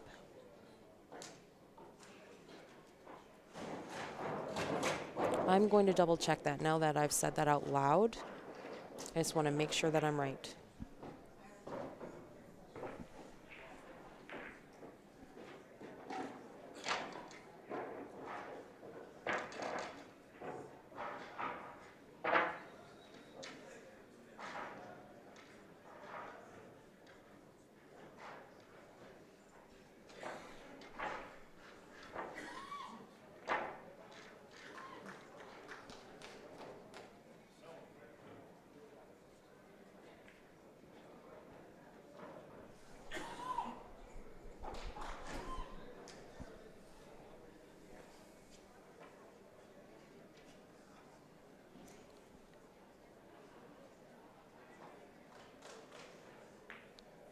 Depper just asking when Barry's team is playing. They are waiting for the winner of this match for an opponent. Just change the score here. Grant just took off on me. So this is going to be 79 for hard to kill. And that was 4 for the machine. So 65. And this is rack 13-14.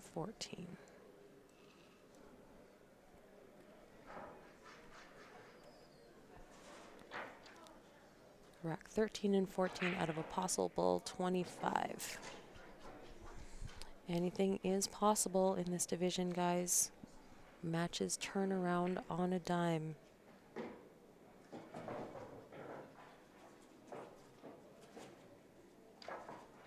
Sorry, Rob, that was Lloyd playing on the right table.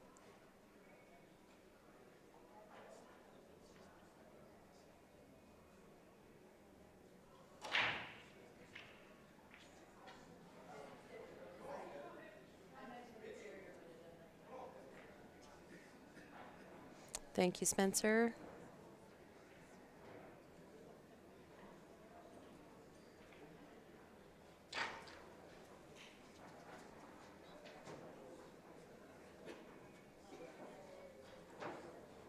That is correct, Alex. If the machine wins this, they will have only had one loss.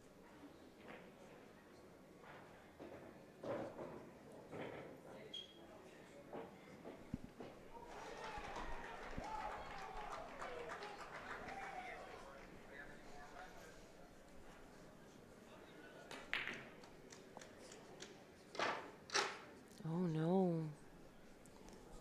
Paul missed a shot on the right.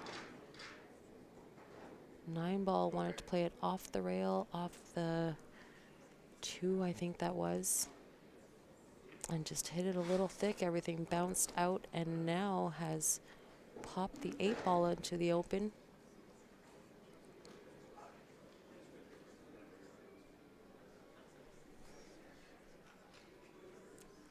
This is Greg versus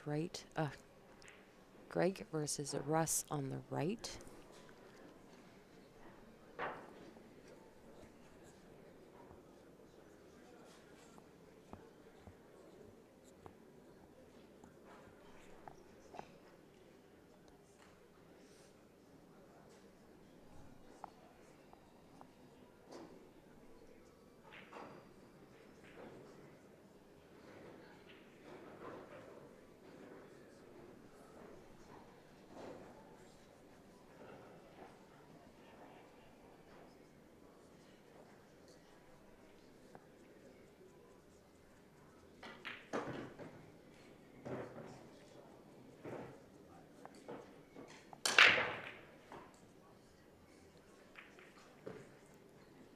Oh.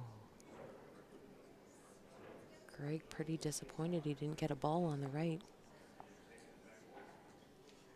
And I get it. At this level, your break is make or break of a game. Not very often do you get to see a second shot at a table. Not at this caliber. But good news, bad news. He left Russ in a tough spot. He is hanging on the edge of this pocket here.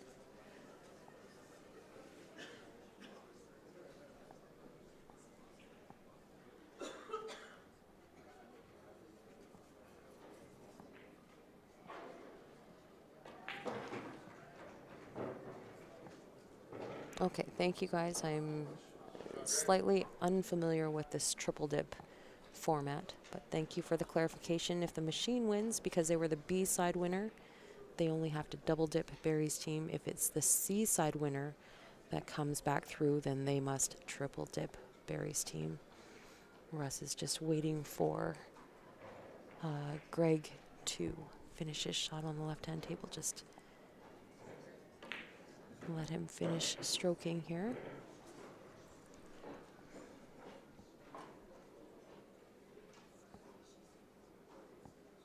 There is a very healthy rivalry between the machine and Barry's team back home in Calgary. It's mostly because it is experience over youth. Machine has been around the block quite a few times, collected a lot of championships. It's kind of old school versus new school.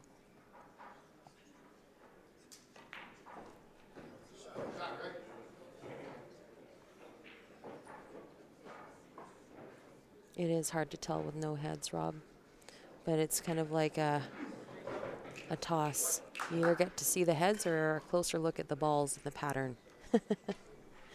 So Greg Romero getting out on the table on the left. That is going to be a 10-5 win for Hard to Kill.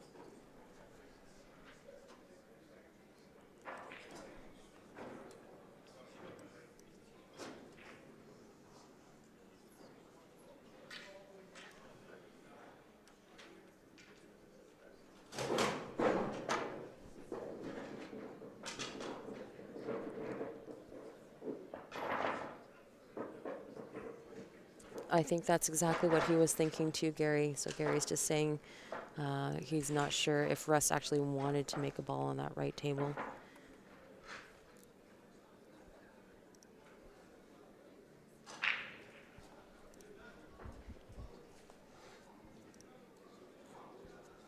Yes, Yes, Ryan. So Machine and Barry's team, both from Calgary.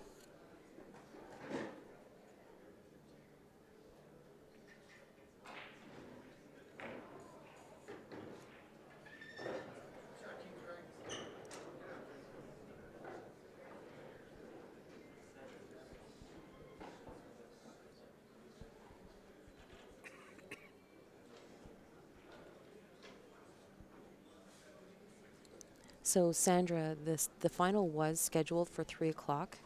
However, the Seaside final took a little bit longer. They went a little overtime, and then by the time Hard to Kill, because Hard to Kill just beat Mixed Nuts in the Seaside final.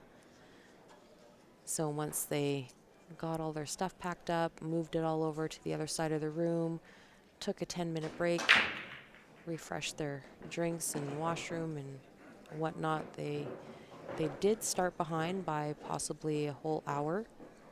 Barry's team doesn't even have an opponent until this match here is finished, so they will have their match as soon as this one is done.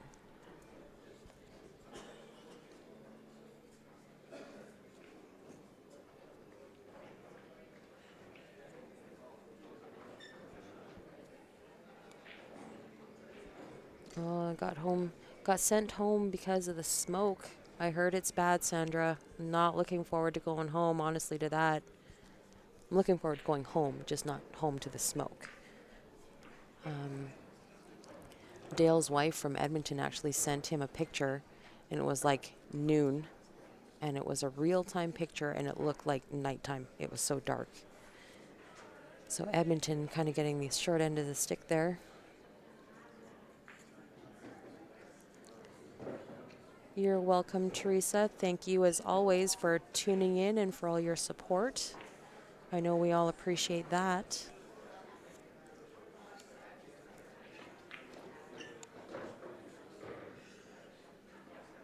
Tony did make it good out in the 25th game to clinch that Seaside final for sure. He needed a 10-5 win, and he did run it out. 10-6 would have made them play the last round over again. So, thankfully, good news for them, bad news for Mixed Nuts. He got through that one in a hurry. Jason, I believe the final is slated to stay on these tables.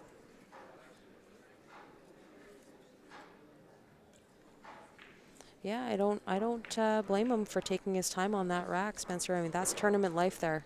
That either sees you to play the machine, or you might as well just go back to your room and start packing up. Definitely wanted to be sure.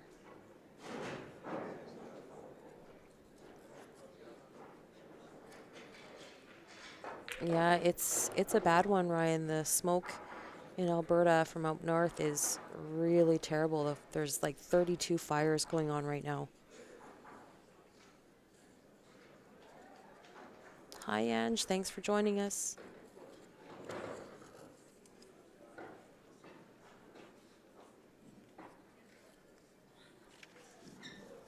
Yes, I believe, Gary, that the final is slated for 7 and 8.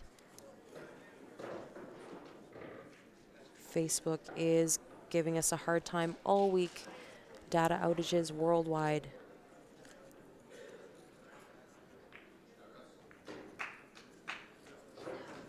Most of my watch party has switched to YouTube. Thankfully, it's so much better.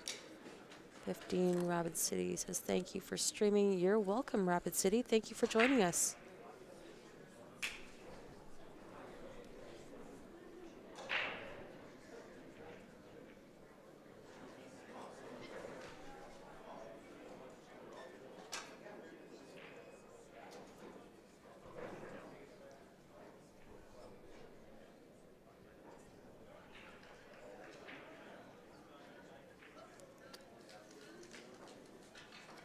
Who just won that match on the right? I missed it.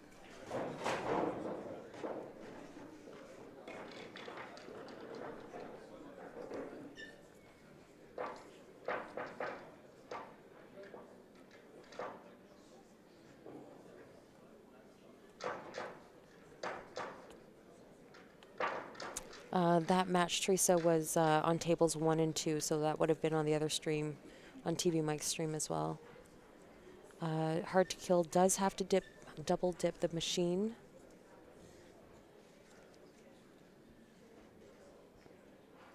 Yeah, hoping that they get those fires put out as soon as possible, Deborah. We could really use a good douse of rain. Chris Dempsey.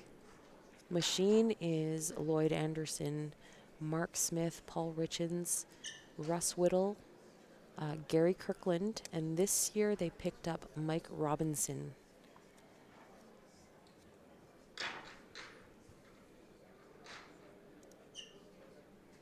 Okay, so Hard to Kill won that last one. So we will update the score here. Just while they're thinking here, I'm just going to flash this up again, you guys, real quick. Viewer advantage number 8. 20 Canadian dollars to get in on this. You're going to get the promo pack with all our promo codes and a ticket into the free draw.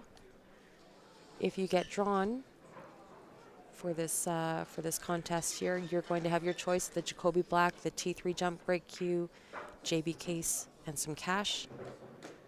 SS360 and some cash, or cash it all out.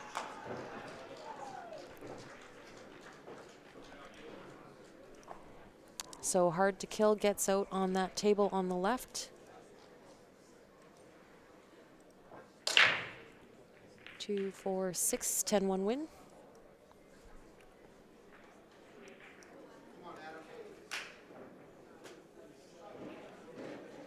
Thanks for all your support, guys. Lots of positive messages and comments coming in on YouTube. Russ the Bus, I haven't heard that one in a long time. Mike Robinson had the best run out of the tourney. I have heard that, but I have not seen it yet. I'll have to go back and watch that stream. I was in a match.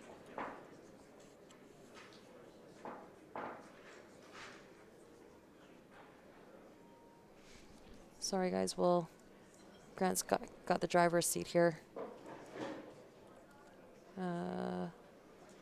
100 to 81, it looks like. And we're going into the 4th round. So this is rack 16, 17.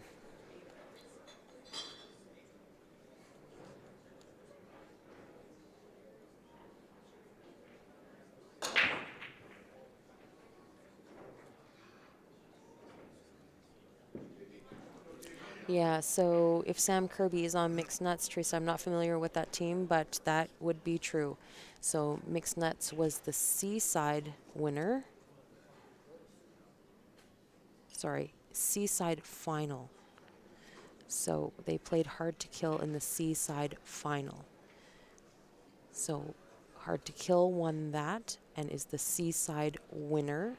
They're declared the Seaside winner. So that would have put Mixed Nuts out in 4th in the Masters division.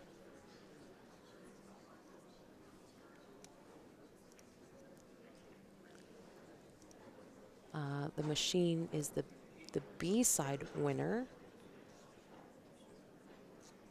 So Hard to Kill has to double dip the Machine in order to get to Barry's team.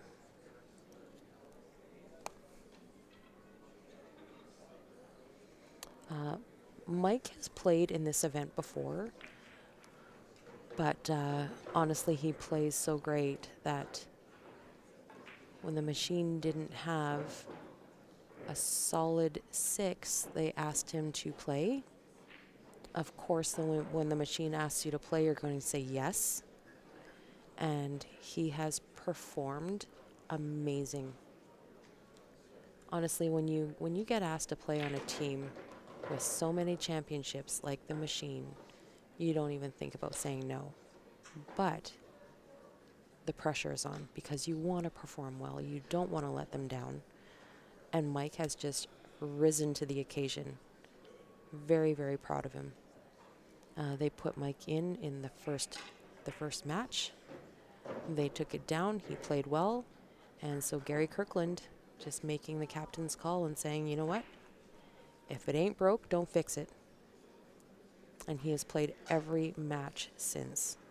I don't even think Gary has broke it open his pool bag. I don't think he's even unzipped it.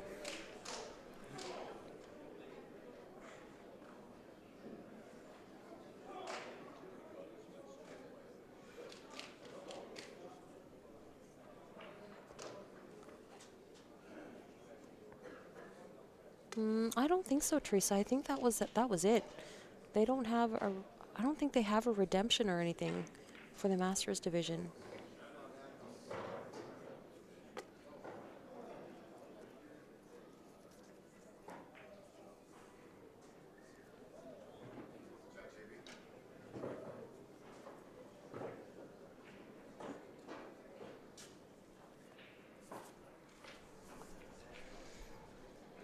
Okay, so Adam on the table on the right.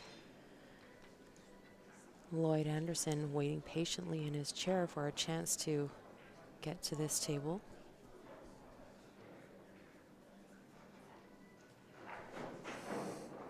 Looks like he's trying to reverse bank this 10 ball.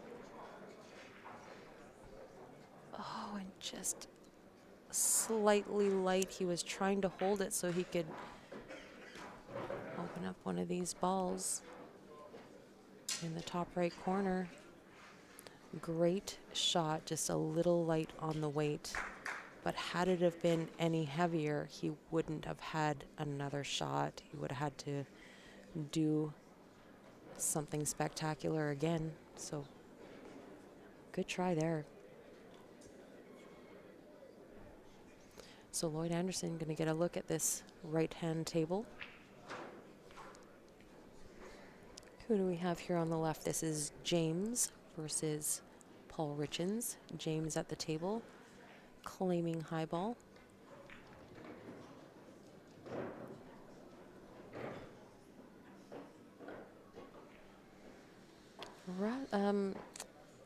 Lloyd has got a pretty good look at this table here.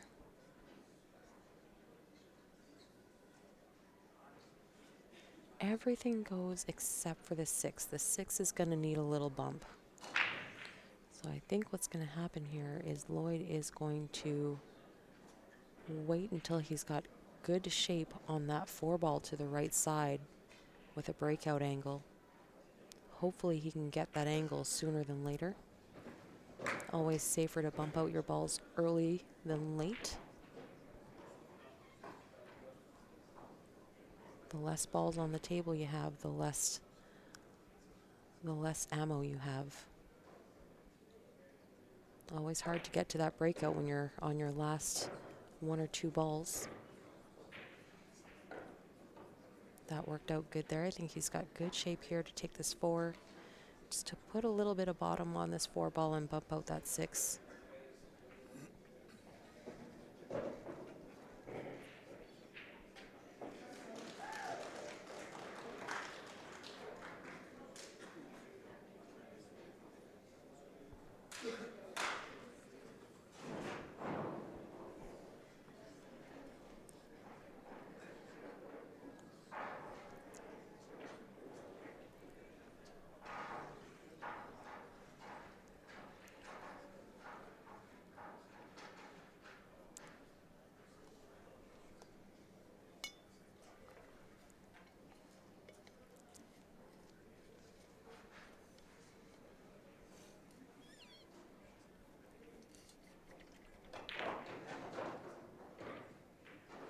And that worked out ever so perfect.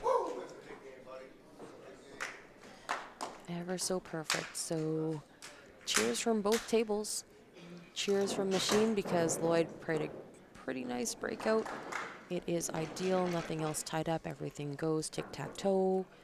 Hard to kill. Cheering their teammate on the left table because he made a pretty great out there.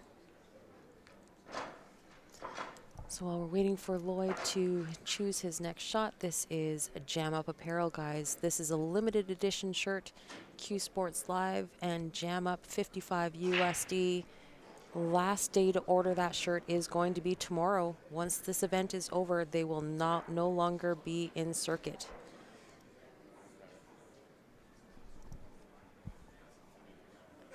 You can visit jamupapparel.com.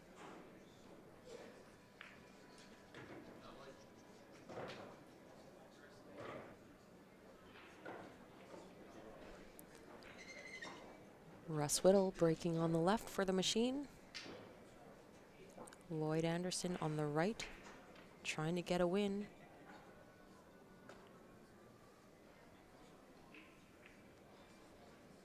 Only behind by 3 racks with majority of 2 rounds left to go.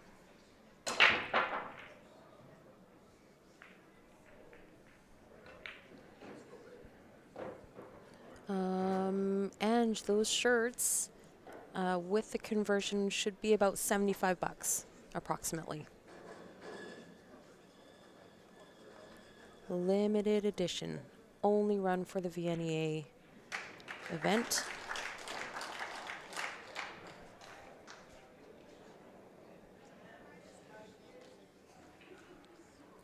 Sam Kirby is bringing Teresa Goff home a bunch of gifts.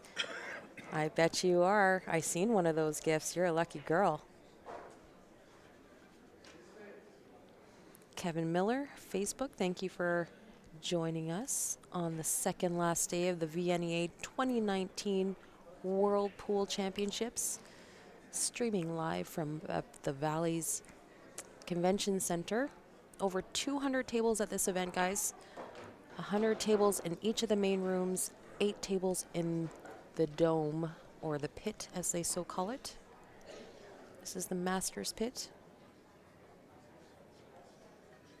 Finals Arena.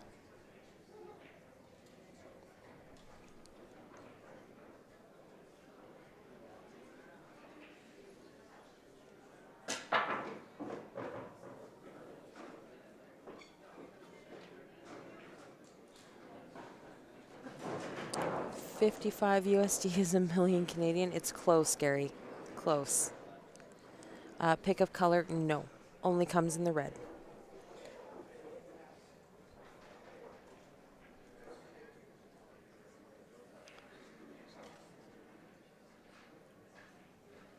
I said bunch because you said... Oh, sorry, I misread it. Sam Kirby is bringing me back a gift. I read that like a bunch of gifts. Sorry to get your hopes up. It is one, but it's a pretty nice one.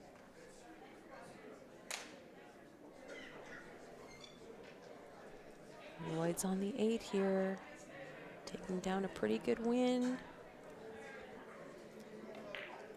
It's in. 10-3. What a nice smooth shot on that 8 ball. You'll find the difference, I think, in you can tell a good player from a great player is their stroke. And I'm going to make this comparison and mention Lloyd because I'm familiar with Lloyd. He is a hometown boy. Seen him play many times in the championships. Right up there with Paul Richens, Russ Whittle. He just has such a great stroke. It's very smooth. It's fluid.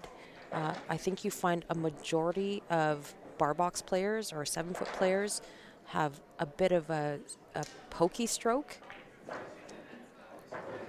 But as you get the experience, you'll find that you get more action on the cue ball with a more fluid stroke. They just make it look so easy. Lloyd's positional play is amazing. It surprises me how good he can get on a ball. Just stops on a dime for him. He's got that cue ball on a string.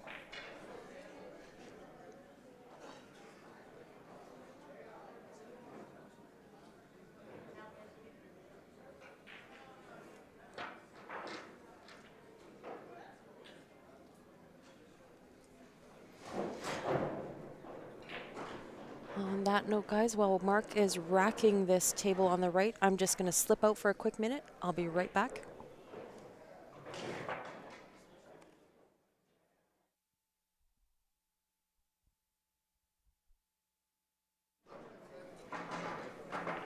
I will take over the commentary box while Steph steps away. And I'll try to hold down the whole fort here for you.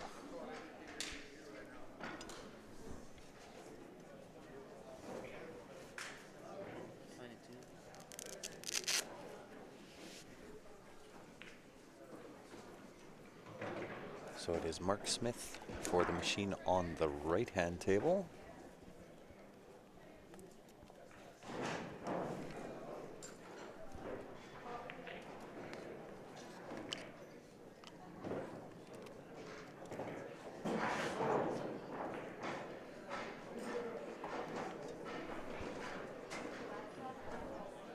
And Greg for Hard to Kill on the left-hand table. Sorry guys, I was just looking over my shoulder to make sure I was reading everything correctly. Hello, Teresa. And hello, Gary. No, I am not playing anymore. We are on the commentary side.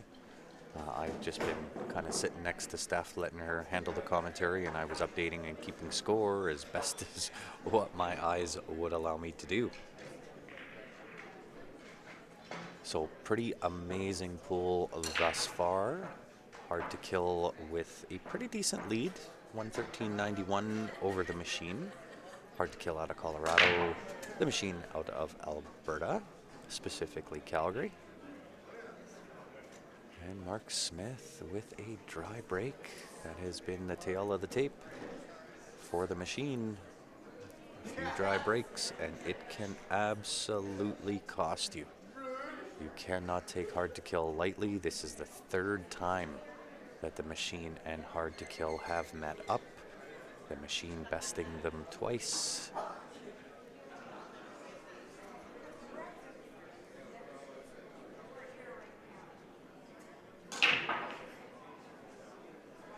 Yeah, no troubles at all, Gary.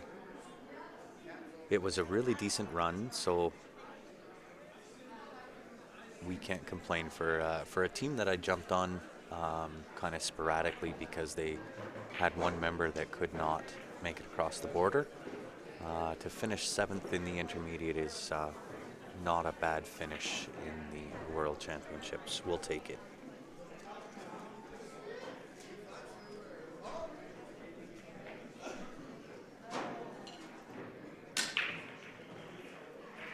A-side is going to happen as soon as this match is over. We've got Barry's team sitting in the stands watching the match. And welcome to it, 8-ball pool from Shanghai. But Hard to Kill is going to have to double dip the machine. They are coming from the C side. The machine won the A side, so they're going to have to double dip. And depending on which team goes to meet Barry's team, if Hard to Kill goes on to win and double dip the machine, they will have to try to triple dip Barry's team. If the machine does win, it will be a double dip scenario. So the machine having to double dip Barry's team.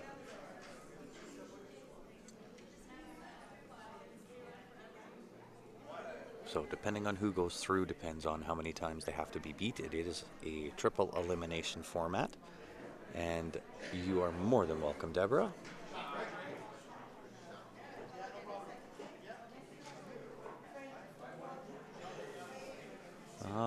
Yeah, that would be an interesting stat. I was actually thinking about that while I was sitting here. And I think what I might do is, I know that these guys are going to take a 5-minute break. They're not going to jump right into it right away if Hard to Kill does win. I will then run up, grab a notebook, and then I kind of want to take stats through the next match on runouts, unforced error, safety attempts, or safety plays, I guess, and then dry breaks. See if I can get some stats going. So Hard to Kill on the left, looking good. This should be another 10-0 win here.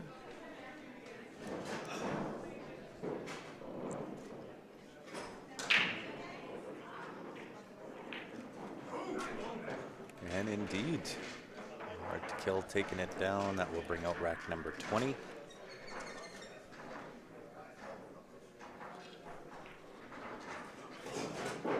Who's playing on the left? They took down the score sheet, so I will have to wait and then I can let you know. Nope, we will have the finals match live and ready to go. And that was Greg that was playing on the left-hand table. And I know that Steph's brought it up a couple times. I'm going to run it one more time here. It is viewer advantage number 8. This will be drawn tomorrow. It is $20 to get in to win. That is in Canadian dollars.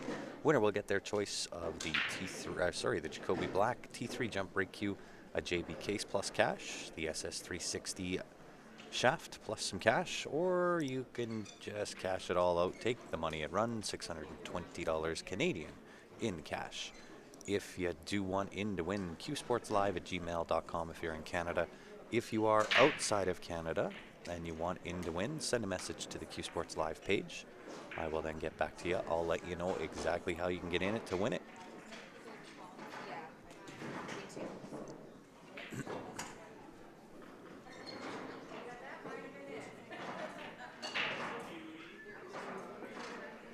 Yeah, absolutely, Gary. And it's kind of one of those things I think in this event would serve us well.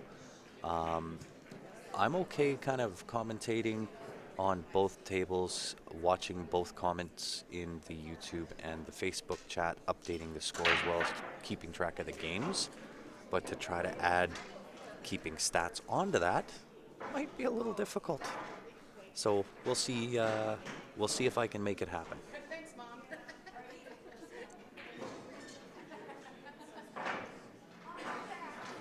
Oh, there's no doubt, Saeed. There's every single player on each team has the capacity to run out. They are phenomenal players, as we kind of expected.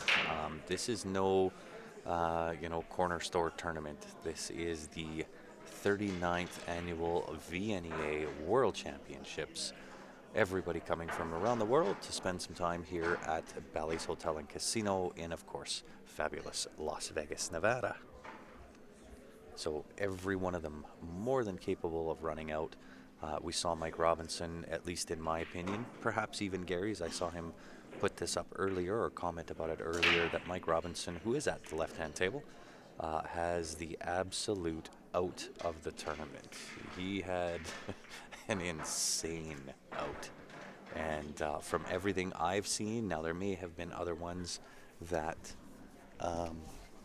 may have been better, but not that I seen, because that thing was about as good as it gets. It was an insane run out.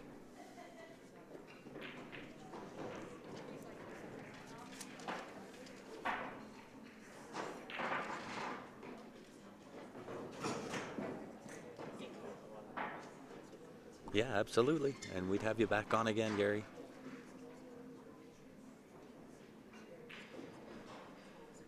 What is the score means who is the leader? 8-ball pool. So the score on the right being 123, which is more than 91. Hard to kill is winning. On the right-hand side of 123, you'll see 19,20/25. That means we are on rack 19 and 20 out of a scheduled 25 racks. Once it becomes mathematically impossible for your opponent to catch up, the match would then be declared over. They score the points based on ball count. So solids are worth 1 point each, and the 8-ball is worth 3 points. So a total maximum of 10. Your opponent will also get 1 point per ball that they have down as well.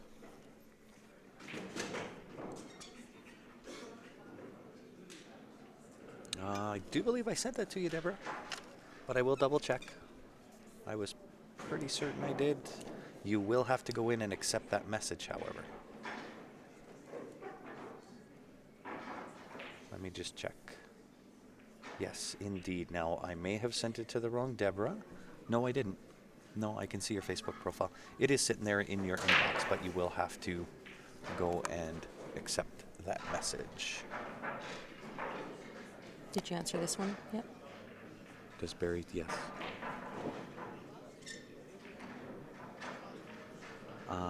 You just go send a message to the Q Sports Live page, and I will get back to you, and I'll let you know how you can get in to win.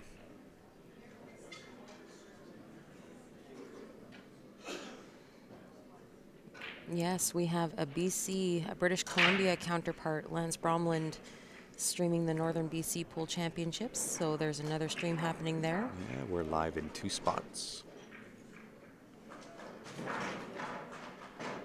Absolutely, John. That is the run I am talking about. That thing was unbelievable. Mr. Gulliver, how are you? Michael, the reason they have to triple dip, this is a triple elimination event. So this is what they call the B-side final. However, it was the machine that won the B-side. Hard to Kill has come around from the C-side. And in order for them to move past the machine, they're going to have to double dip the machine. And then if they do that, they will move on to play the hot seat winner, which is Barry's team. And in that one, they will have to try to triple dip the machine. If the machine moves on, if they do catch up in this match and go on to win, they will then have to double dip Barry's team. Yeah, and the reason being with that is the machine has already lost one match because they're the B-side winners. They got knocked to the B-side. The C-side winner has already lost twice. So Barry's team technically has not lost a match yet because it's a triple elimination bracket. They will have to triple dip. Barry's team still has 3 lives.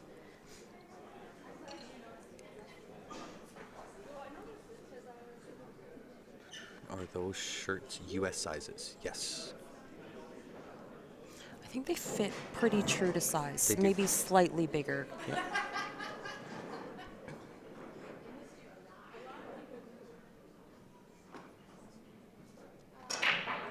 I think so. James on YouTube is just saying next year, post the shooter's name right under each table, Joe versus Mike, vice versa, but it would help the viewers a lot. I agree, James. However, it's a lot of work, and more we're trying to follow commentary and watch the table, and people are walking by, following with the comments and the games is really, it's hard enough. Honestly, like we lose track of the scores. We're like, who just won that game? You know, you just take your eyes off the table just for a split second. And Well, and then I'd get it typed in time to yeah, watch somebody run out to have to type in another game. yeah, we'd probably miss most of the game. And Deborah, just send a message to the Q Sports Live page. That's going to be the easiest thing to do.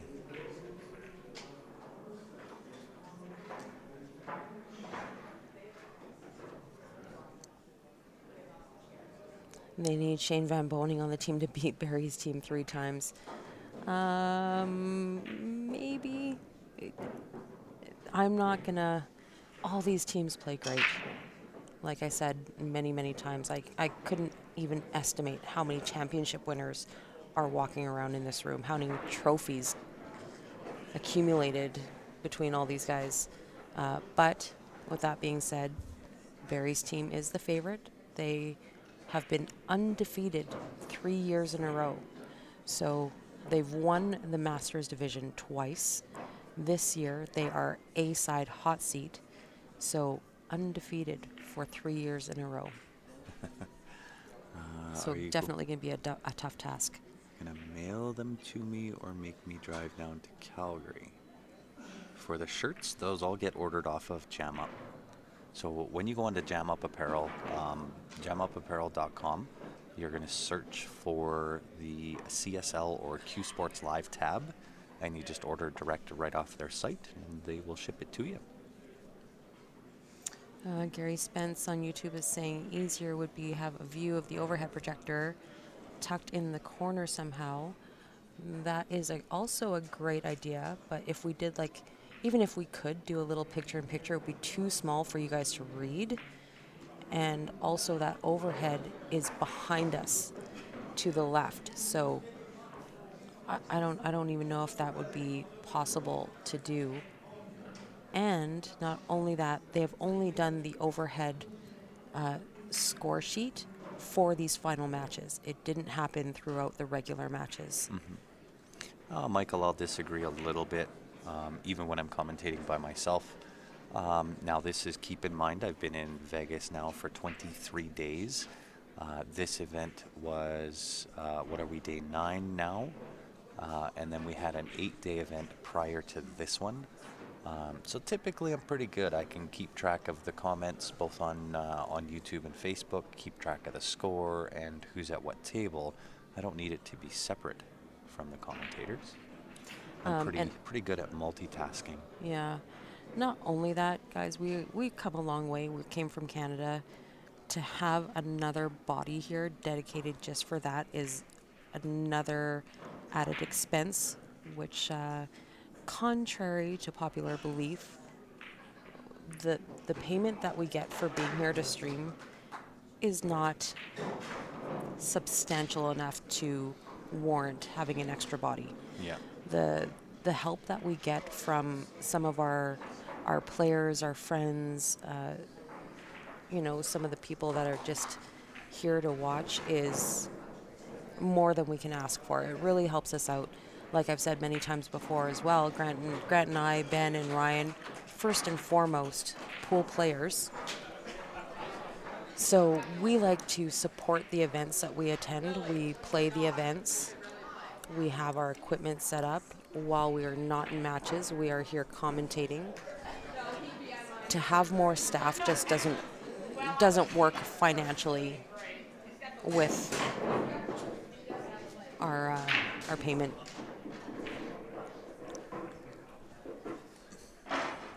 So yeah, Spencer is correct. Barry's team hasn't lost a match, not a game. They haven't lost a match in 3 years. This is the 3rd year in a row that they have come down and won the hot seat. If they can pull off the win this year, it will be 3-time running world champions.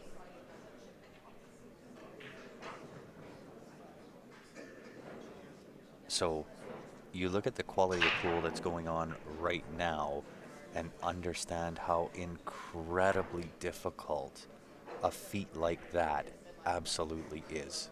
In It's this field, unbelievable. this field is deadly. Yeah. No easy draws in this field. Saeed on YouTube just really likes how Mike Robinson is playing in this tournament. Not sure if this is his first time competing in the Masters team, but he is doing fine. He is doing more than fine. He is exceeding expectations. The captain, Gary Kirkland, who is one of the original members, has opted to take a seat. Let Mike just soak up this experience. He is doing more than fine. Gary has so many years of experience, and what a great guy. His outlook is, and I agree with this. If it's not broke, don't try and fix it. Yeah. He's gelling really well with the team. He's making some incredible outs. He is more than a team player. This is his first experience in this setting on a Masters team. In this setting, this caliber. This is a worldwide event, guys. Like you've seen, this New Zealand, Australia, Bahamas, Bermuda, Spain. Of course, lots of American, Canadian teams. Mike is more than holding his own. So very proud of him that way. But props to the team, too. Like, they've just embraced him. Gary is in the same mindset of, you play all year to get to this event. And it's not that I don't understand why you like to rotate people in and give everybody an equal chance, but when you play all year to get to this event, why not put your best foot forward? And if you're doing well and it's not broke, don't try and make any changes, because maybe that one change just kind of puts a, Bad mojo. Yeah, totally. So I'm going to interrupt you because I want to answer Joanne Ashton. She says that's a lie, Grant. They lost to our women's team. That is true. Barry's team did go 2-0. in the SML playoffs. But in this particular event, they have not lost. But you are 100% correct, and kudos to you for that. You kind of gave them a little bit of humility, doled out by Joanne Ashton and her team. Yeah, the ladies masters team ran right alongside all these guys all year and gave Barry's team their first loss in our city playoffs. So not not an easy feat. The girls played great. They just played better, you know? Yeah, absolutely. And it happens. Well, and you know, they broke dry, and Joanne and her team did exactly what they're supposed to do. What a nice shot there. What a nice shot from Mark Smith. Yeah, great teams. Developed the whole table. Great teams can beat great teams. It Well, no happens all the doubt. time. No doubt. And they did exactly what they're supposed to do. When your team comes up dry on the break, at that caliber, expect to sit in your chair. If you get back to the table, count yourself lucky. Yeah. But 9 out of 10, You're going to get punished for your mistakes. well, and even if you do get back to the table, unless it's a missed shot, you're not going to get a very good look. Thank you, Sandra. Wayne, that'll be up to the powers that be at the VNEA as to whether they're going to allow that team to come back again. Bye, Andrew. I'm not even going to allow you at all.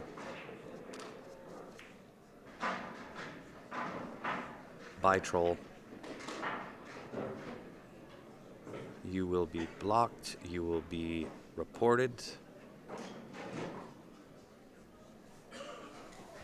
Yeah, no The need for whole 9 yards. no need for inappropriate comments. This is a live pool stream here to support our players in the event. Please keep it respectful, guys. Oh no. Mark just overcut that 6-ball. Sorry if I got a little forceful there, guys. Comments like that, no need. That's absolute troll material. Guys like that'll last 4.2 seconds on our live stream.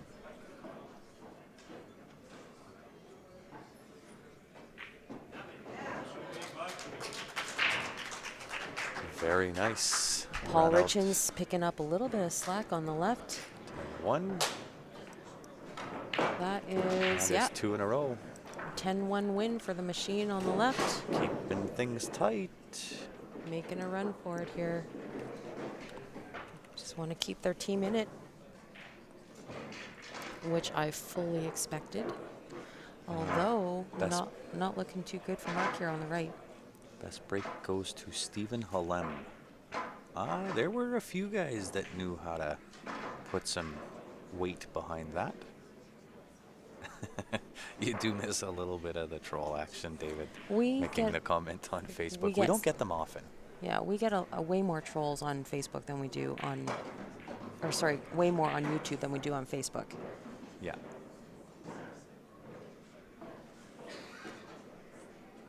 He Zero does. warning for that or Yeah. those type of Yeah. comments. That's just an instant punt. See ya. Wouldn't want to be ya. Steven can go 30 plus. I think, He was actually 32 point something. yeah, it's close. We clocked him, and that was on one of the streams, actually. That was during last year's Stampede Bar Box, held at the Hidden Spot owned by the one and only Joanne Ashton. And if you guys have never been to Calgary for a tournament, if I had to recommend one tournament, that would be the one. One tournament throughout the entire year. It is the Stampede Bar Box at the Hidden Spot. Happens the first weekend of July. You come down, you spend the first weekend playing in the tournament, the rest of the week partying with the rest of Calgary in the Calgary Stampede. It is a phenomenal event, and we put the break clock on him at 32 miles per hour.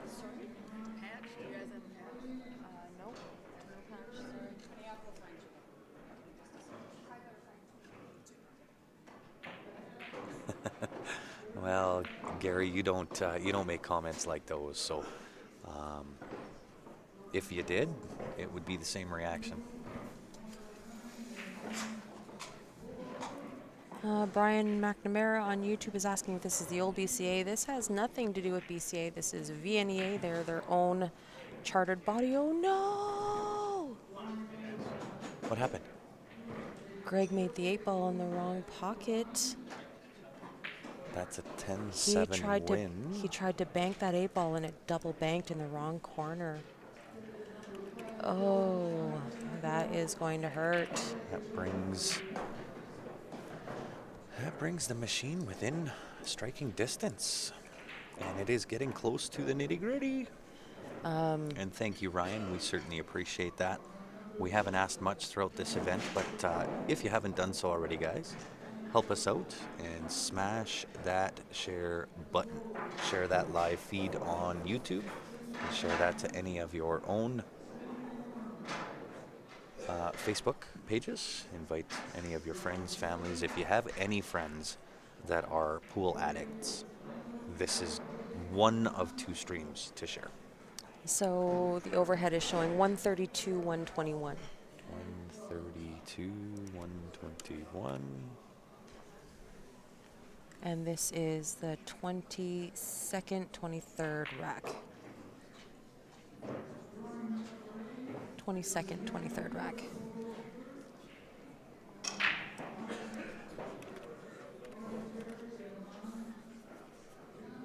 We knew this was going to be a great match, guys. Don't go far.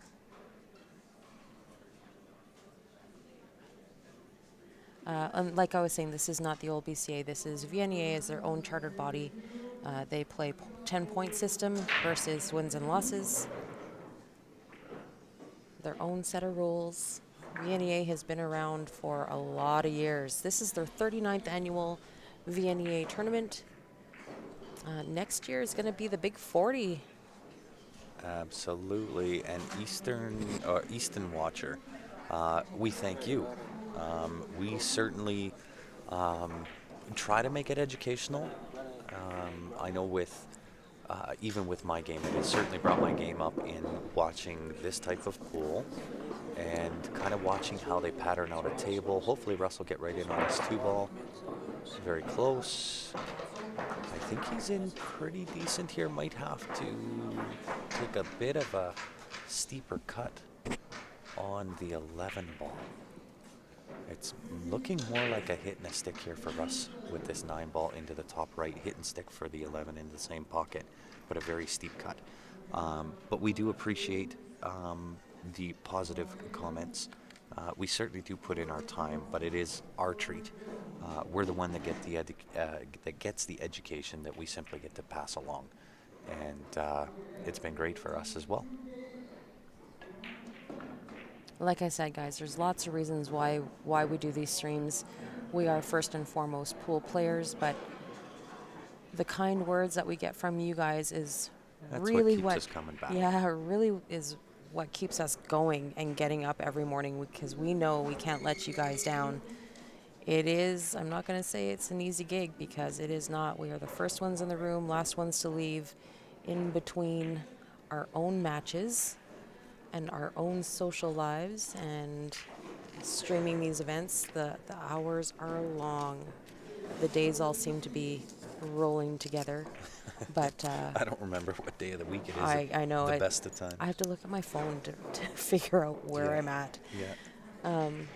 But yeah, without you guys, we wouldn't be where we are either. Absolutely. So. We got the best viewers on the planet, and we thank you guys for that. Without the interaction, without you guys doing what you do, it would more or less be either Steph and I, or me and Ben, or Ryan and Ben, or whatever combination they're in.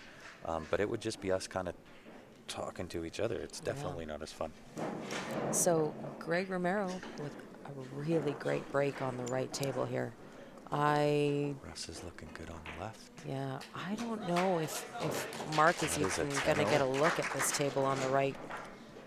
Wow, we are back to within a single point. So this is it, guys. This is why. This here, right here, is exactly why I prefer the 10-point system over wins and losses because it's a different game. If you know that the other team just needs a certain amount of points to win,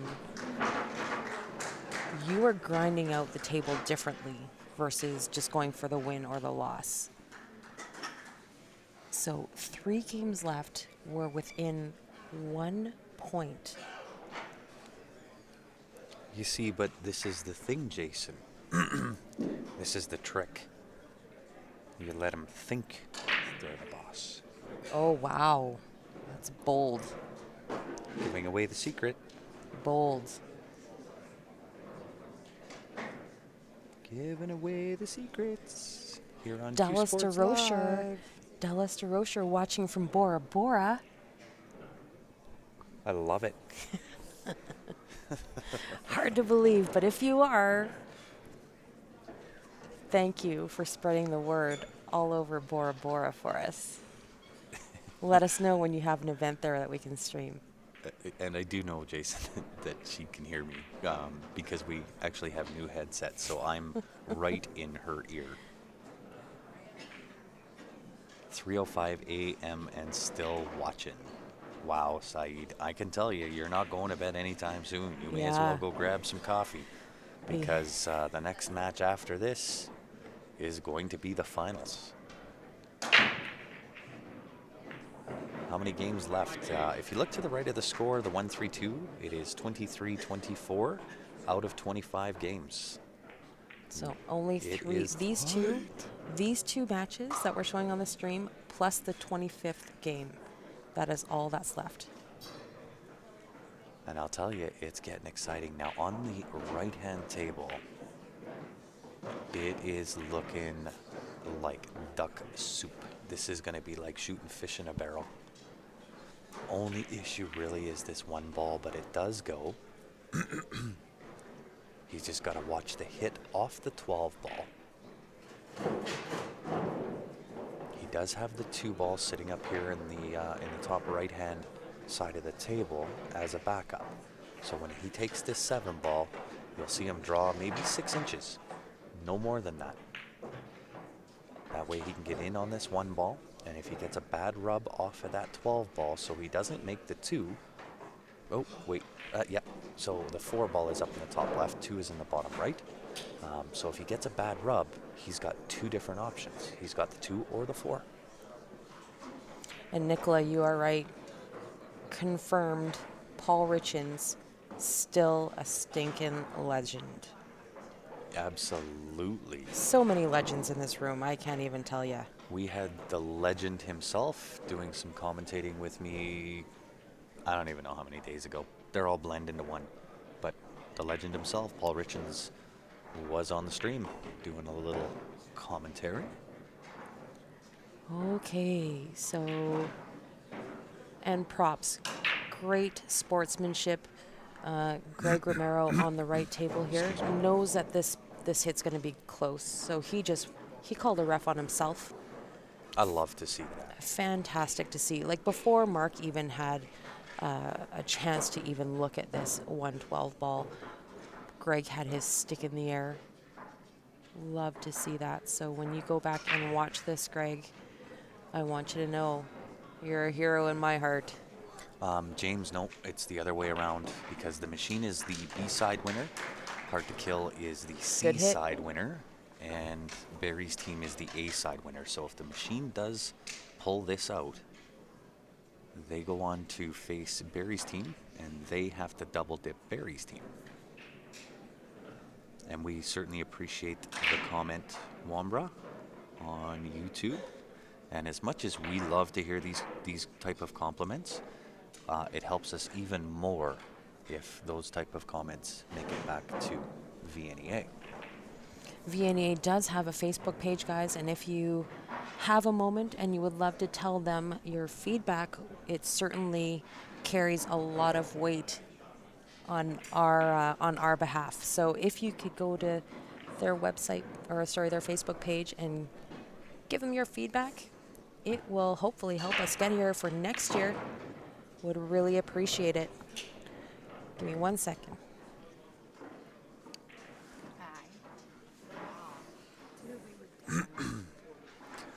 Nope. If the machine wins, it's simply a double dip because they are the B-side winner. The only time the triple dip comes into play is if Hard to Kill double dips the machine.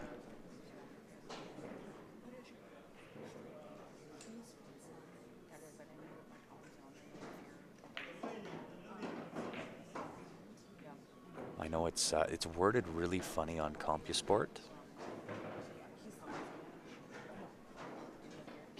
but Hard to Kill does have to try to double dip the machine here. If they do that, if Hard to Kill moves on, they have to triple dip Barry's team.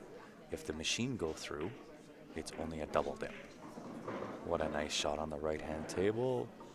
Hard to Kill, gonna take back the lead here with another 10-1. Mike Robinson also looking good on the left-hand table. It is back and forth.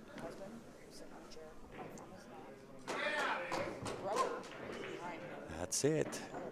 2-4-6, a 10-1 Hard to Kill win.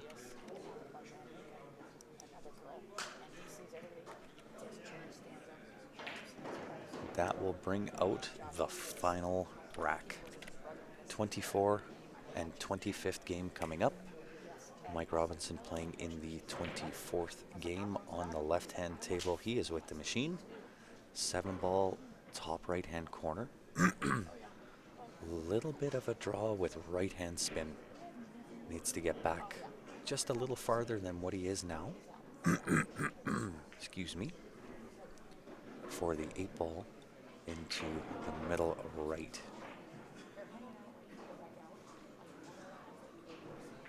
We are 100% confident scorers, right, Tammy? We have a cheat sheet going on beside us.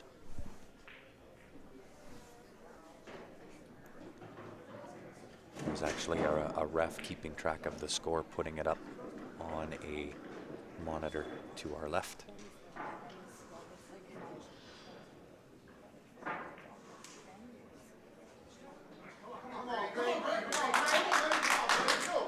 Oh no, Mike Robinson with the miss.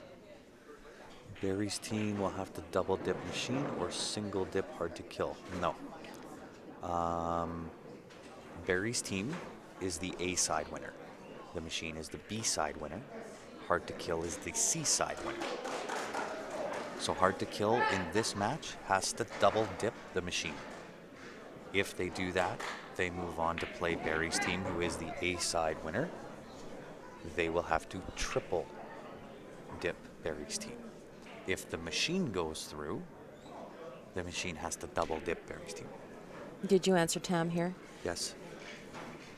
We are following along with the score sheet.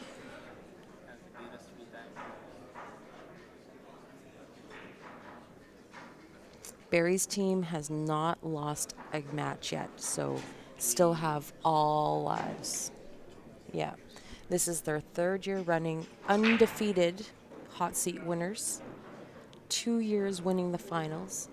So A-side hot seat, that makes it 3 years undefeated. Have not lost a match. Oh no. Oh, wow. What happened on that left-hand table? He just drew back and sucked it right into a terrible spot. So these guys, I'm going to go to a single table here, guys. They're going to wait to see what happens in this game. They're going to wait to play this 25th game if it gets to that. Mike Robinson just itching to get out of his chair.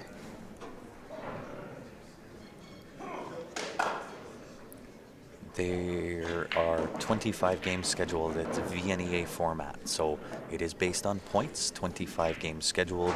We are watching the 24th game. Excuse me. We are watching the 24th game. That game happens to be 132, 142, a 10-point difference. Give me 1 second here, guys. David Miles on Facebook can't find the YouTube stream.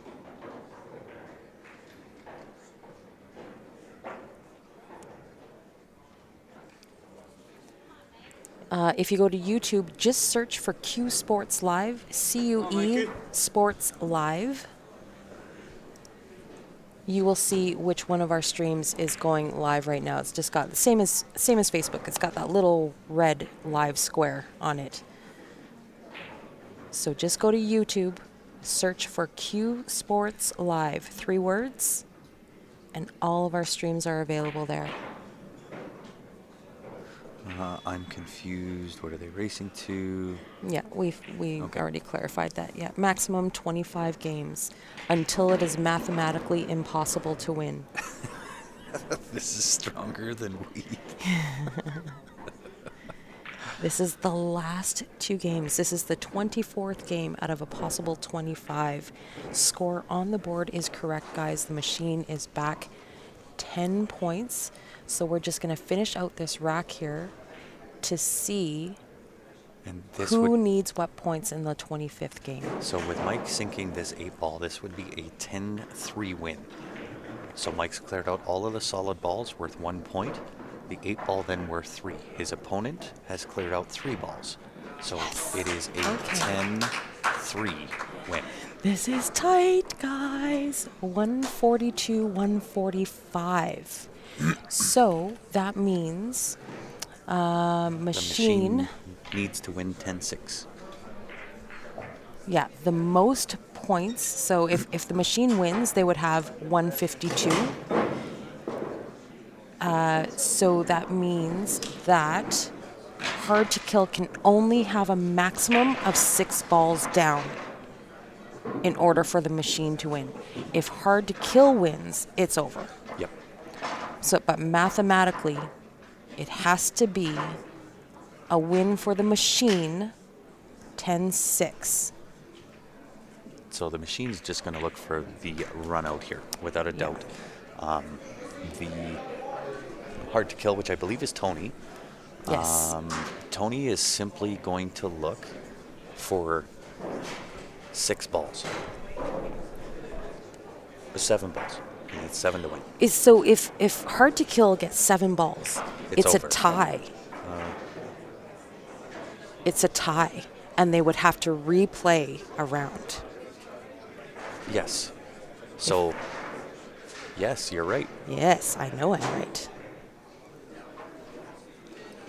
So hard to kill cannot get, if you're the machine, and I'm just saying this because, I mean, machine is down. This is what gets them to Barry's team. Yes. If hard to kill wins, all they need is a win.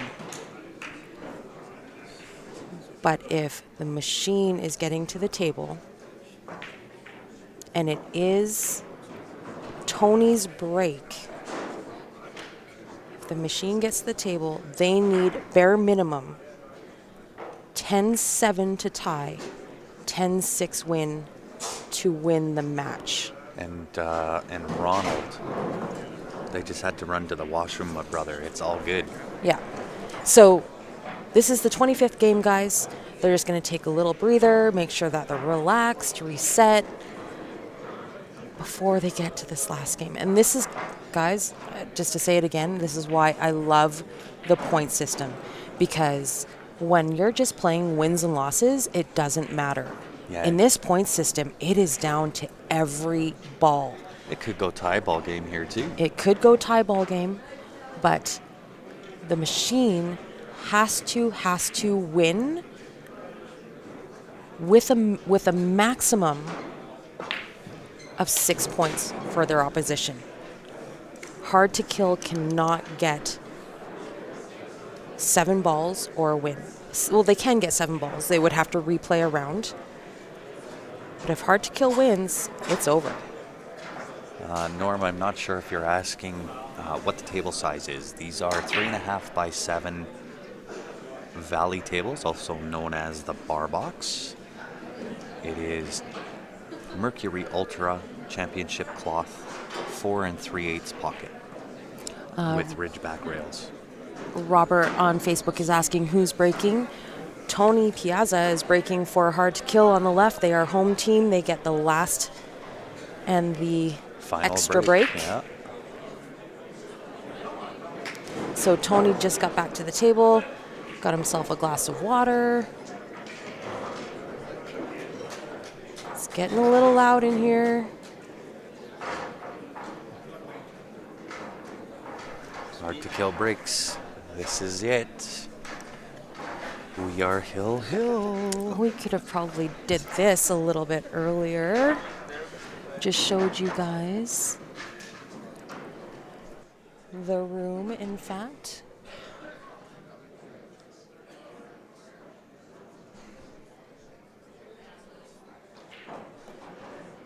So those are the two tables that we're on. Those are our stream tables. Of course, in the back is all the bleachers. Everybody's starting to pile around this left-hand table.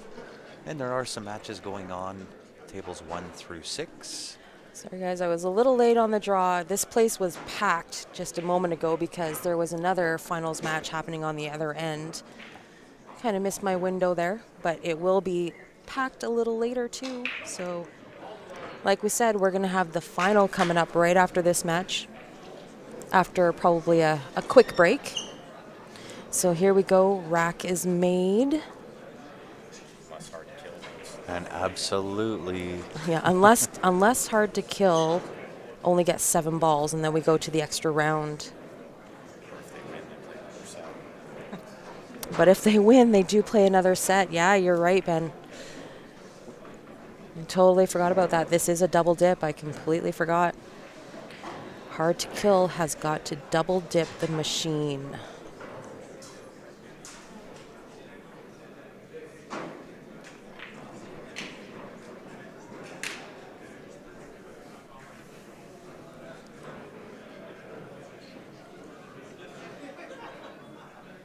Here we go. Big break. Ball. makes a ball. I heard it. Didn't see it, but I heard it. Makes a ball. Not an easy start. No, this is not an easy opener. I think you're going to have to take the 11 deuce combo. 11 deuce combo. Yeah, maybe. Unless he's comfortable with slicing that 15 into the right side. Ooh, this is chilling. Charles, we did not actually. The project in which we were quoting on was allotted the money to do it, and instead of taking the cash to do the residential properties, they decided to take that and do all of the commercial properties. So I think if I'm Tony at the table, I'm really going to be looking at this 11 deuce combo, because the 114 that he just looked at shooting doesn't go. The 9 doesn't pass. I don't know if he's got the 7. If the 7 cuts to the right side, then the 7 is the shot. Oh, he's looking at the 9 ball. Oh, This could actually work out. If he takes this 9 ball, oh, he's off back the cutting 1, this 9? Yeah, back cut the 1 into the side. If he can take this off the 9, that frees up the 14. Oh, he's cutting the 9 in the side off the 1. I see. I thought he was back cutting the 9 to the top right. No. I wonder if that 7 ball goes in the side. This is hard to kill. So Tony at the table, it is hard to kill.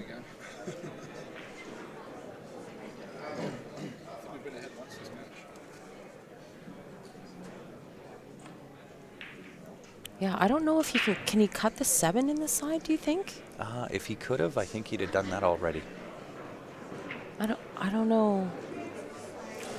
I don't think Low he ball's sees kind enough. of, yeah, low ball's a kind of a tough suit too, because that 2-6 is in a kind of a terrible spot, so you don't necessarily want low ball.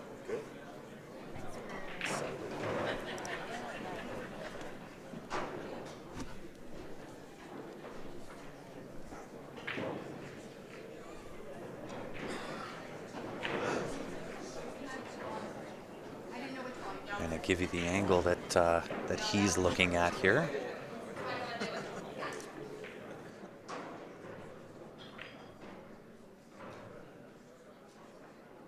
See if he does go off this 1 ball. He does it straight. Oh, Lots of Hits room. it straight. Who's he playing? Lloyd Anderson. Lloyd think, Anderson is the anchor. Yeah. The hammer.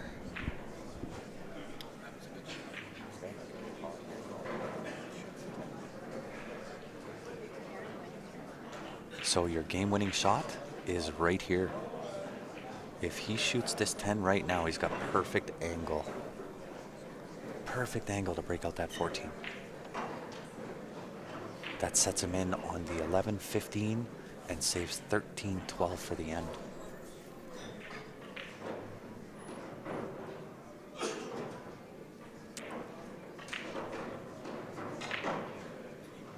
Should maybe zoom out and give a picture of the stands. It's accumulated some bodies. There's It's a unbelievable. lot of interest in a game when it gets down to points.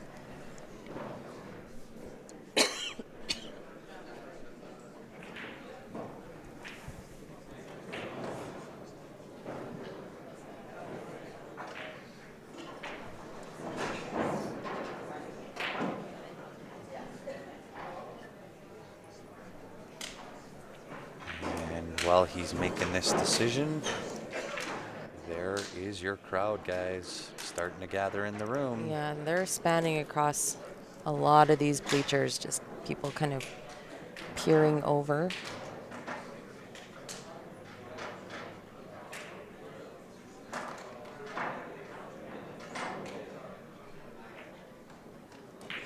$15 I in don't like know butter. If the 14 goes, I don't know if he can get the 14. 14 goes.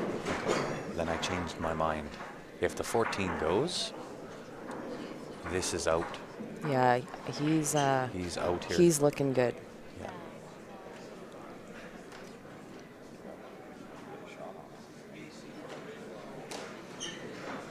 Yeah, I think it goes clean.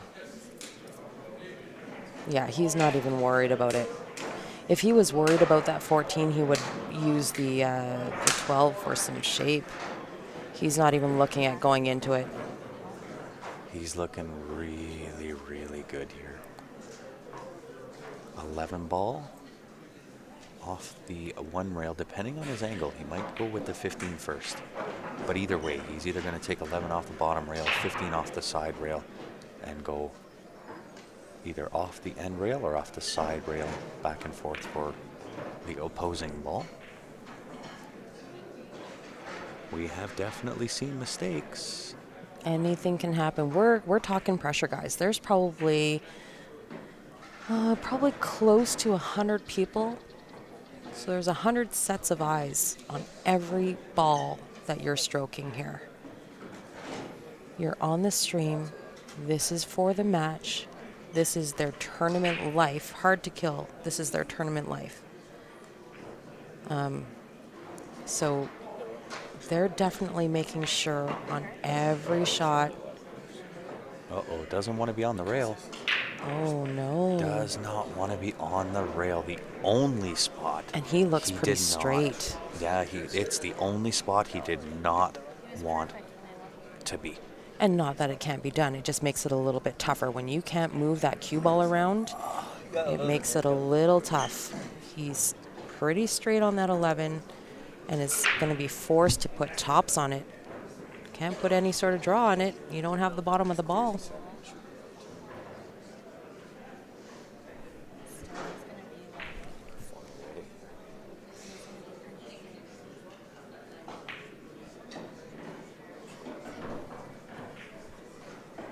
So he's just looking at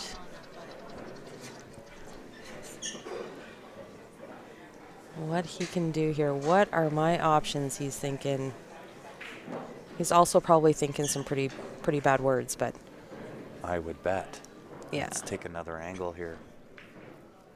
Ideally, this is not where he wanted to be. No, he is looking extremely straight, and the problem is the two ball sticking out enough where he kind of needs to get beyond the 7. Yeah, This is a really, really tough. he's got to get out past the 7 for the 13 ball that's hanging in the pocket in the top left. That 7 is a big ball, Neil. You got that right. It is a virtual beach ball right now.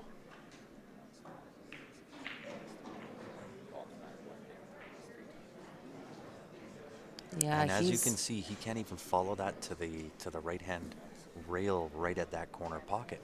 He'd still be behind the 7 ball. Yeah.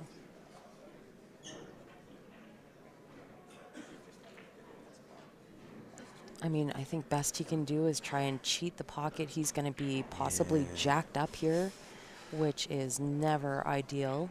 I can tell you, you want to try to keep this as simple as possible. To try to cheat this pocket and put a stroke on it, that's where things rattle. That's where things go wrong. So I actually like one of the comments that was made. I'm not going to try and find who it was, but if he just shoots the shot, even if he's hooked on the 7 ball, it's still a jump shot and a very makeable jump shot. Mm-hmm. Yeah, you're right.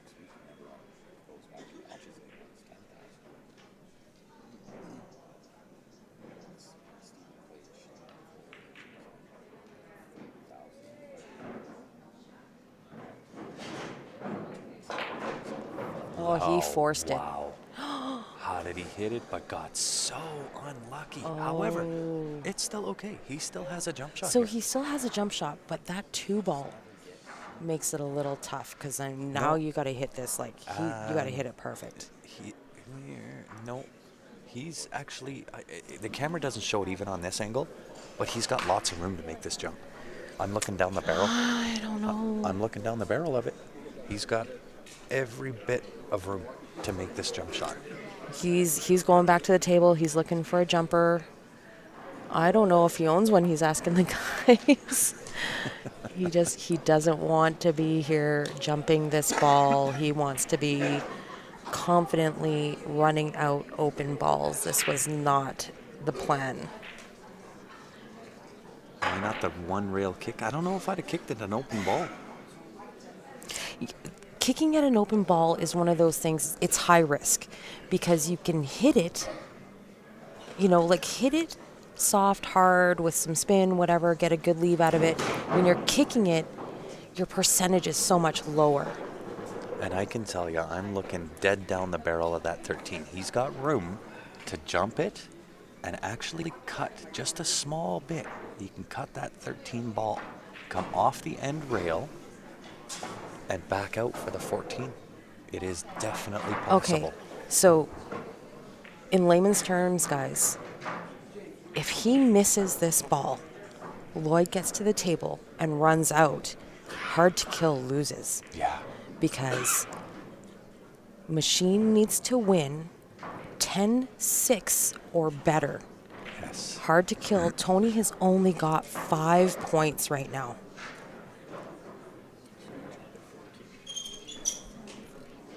This is a nail biter. He's crazy. full Q jumping. He's massing. What is happening right now? This is where, sorry guys, this is where I get a little overexcited and an F-bomb might slip out. I'm not gonna lie. No F-bombs. It's exciting though. I love this points thing. This is where the F-bombs come out. They just slip. It's exciting.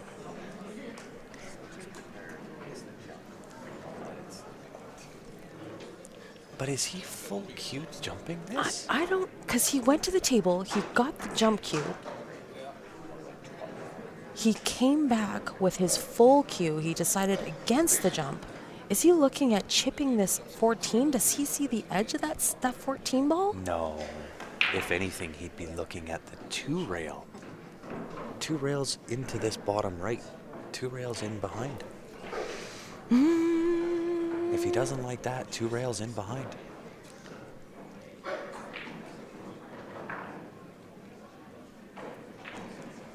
Loving the point system, guys. Like this, it brings the game to another level. When you are just looking for a win, you might just go to tie something up.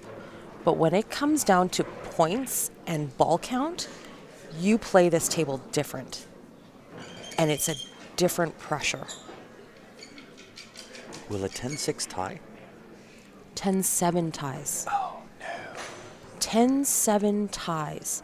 10-6 or better is a win. He's going to full Q. full cue jumping. Airtime action. Nope, he doesn't like it. He's uncomfortable. You can tell just by the amount of time he's really looking at this. I think he's, you know what? I think if I'm at the table here, I'm two rail kicking. I'm going off the bottom rail, off the right bottom rail with left hand spin, and I'm going to two rail kick this ball. Referee just off to the side watching this hit. No, Brian. They would never call a shot clock in this scenario. He blasted it off the table.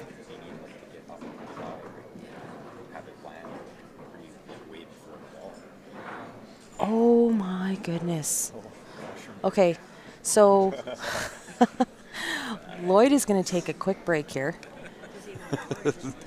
Lloyd says, yeah, I'll be back. Lloyd's turn at the table. He is fully capable. He is allowed to take. Yeah, of course he's capable. Yeah, he is but allowed. He's allowed to take a quick break. He's just going to reset himself. Well, I think he's doing it because Tony also did it. Tony did it at the start of the match and kind of kept Lloyd on ice. And now you're starting to see Lloyd do the same thing. So a little bit of mind.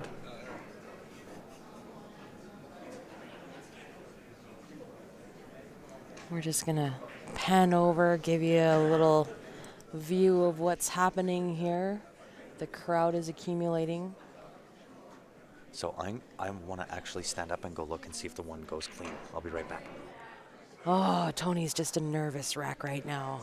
He's so bummed. Bummed.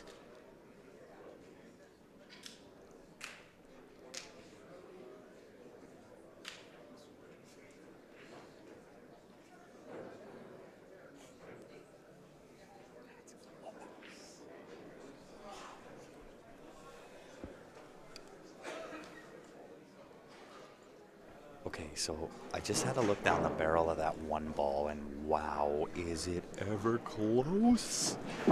I can't even tell if it goes or not clean. There's Tony. Tony is over standing by his team table there, pounding his cue on the floor. He is so bummed he missed that Tough out. shot, though. Really, really tough shot. This is the final arenas, guys. There's 8 tables in this room, full set of bleachers for lots of spectators. Make sure you are tuned in for the next match, whether it be the second set or the final. It can go either way right now. Either way. It's going to be Colorado versus Calgary or a Calgary final. It is anybody's game right now. Yeah. You don't think he'll play the one first? You think he'll break it out? If the one goes, he's taking the one first. I guarantee it. If the one ball goes clean past the 14 to the bottom left-hand corner, he's got ball in hand. I guarantee you that will be his first ball. You're never going, if that one ball goes, you're never going to leave that for a later shot. There is a close-up of that one. Whoa, whoa, whoa. Easy.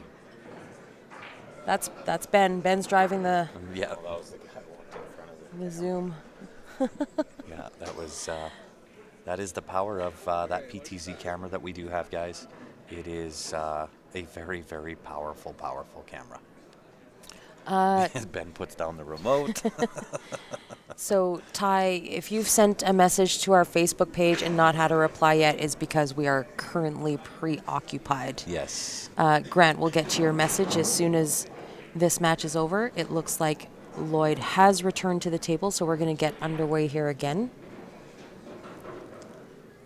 It is super close, but even if it's super close, when you have ball in hand, you're never going to get better on this one ball except with ball in hand. Yeah. If it goes. right? Even though it's super close, if it goes ball in hand, you're taking the one ball first, without a doubt. Yeah, unfortunately, we don't get the player's perspective on this ball. Short of getting these guys to wear a GoPro, which I don't think that they're in favor of. This is unfortunately not hockey, so we don't have or a pro setup. It's not a Yes. professional setup. This is not the U.S. Open. Like, we don't have the high quality television on wheel cameras No. zooming around the tables. No. I mean, our setup is pretty good, Yeah. but I mean, it's not millions of dollars worth of equipment Yeah. We're not set TSN. up. Yeah. We are not Matchroom, but aspire to be one day.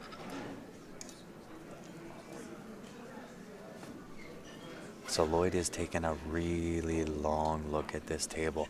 If that one doesn't go clean, I actually like taking the 6 ball with some draw to break that one ball out. That leaves me clean in on that 2 ball.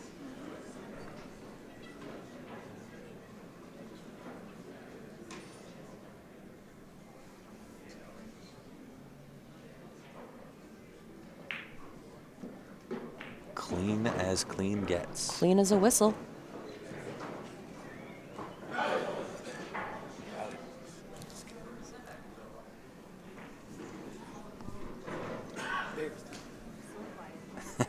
Make them wear GoPros. That would be different. We certainly learned our lesson in trying to mic up pool players. Found out that was a rather bad idea. Yeah, last year's Moscone. Yeah. Was it last year's or year before? Last year's Moscow. Okay, so Lloyd on the floor, on the floor. I'm getting my tongue tied.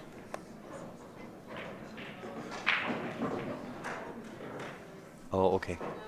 Sorry, Tammy. We were. Tammy's probably freaking out at home. Yeah, sorry. Typically, guys, when we're in a finals match, if you send a message to us, We we're don't see it till probably after. not going to respond till after. Yeah, we are preoccupied. We've got our yeah. hands full here. Yeah. Now, that being said, if you're sending in for the viewer advantage or any of those, I will do my best to keep on track with those, but I won't let the draw happen without having checked everybody first.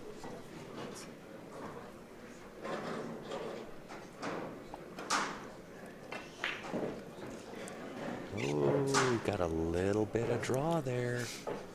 Didn't want the draw, he just wanted the stun for the 7. It still works though, you can take the either one. Now I like the 7 myself. I like 7 into the right hand side pocket and just shoot the gap between the 5 and the 8, leave yourself the 8, and then come back out. You've got the whole table at that point, or pretty much the whole table. I don't to mind work taking with. the 2 first, because the 2 leads you to the 5, to the top rail. It does, but if you put an adrenaline stroke over it or on it, you're going to get murdered by that 8 ball. That's true, that is true. Lloyd is looking at this 7. That also leads him down to the 5.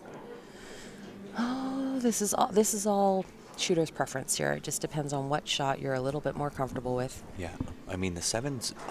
No, they're both back cuts. But they're I will both equally difficult. I will tell you, I'm very familiar with Lloyd's game, Mm-hmm. and he has this cue ball on a string. His He cue does. ball control is Next amazing. level. Yeah. But I really do think he's going to shoot this 7.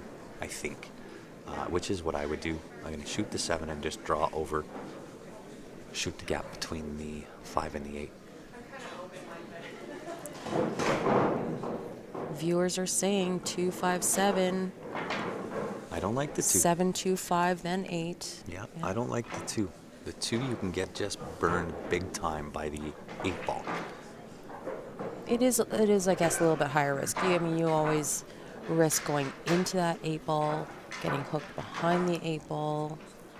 Your weight and your cue ball control has got to be perfect here.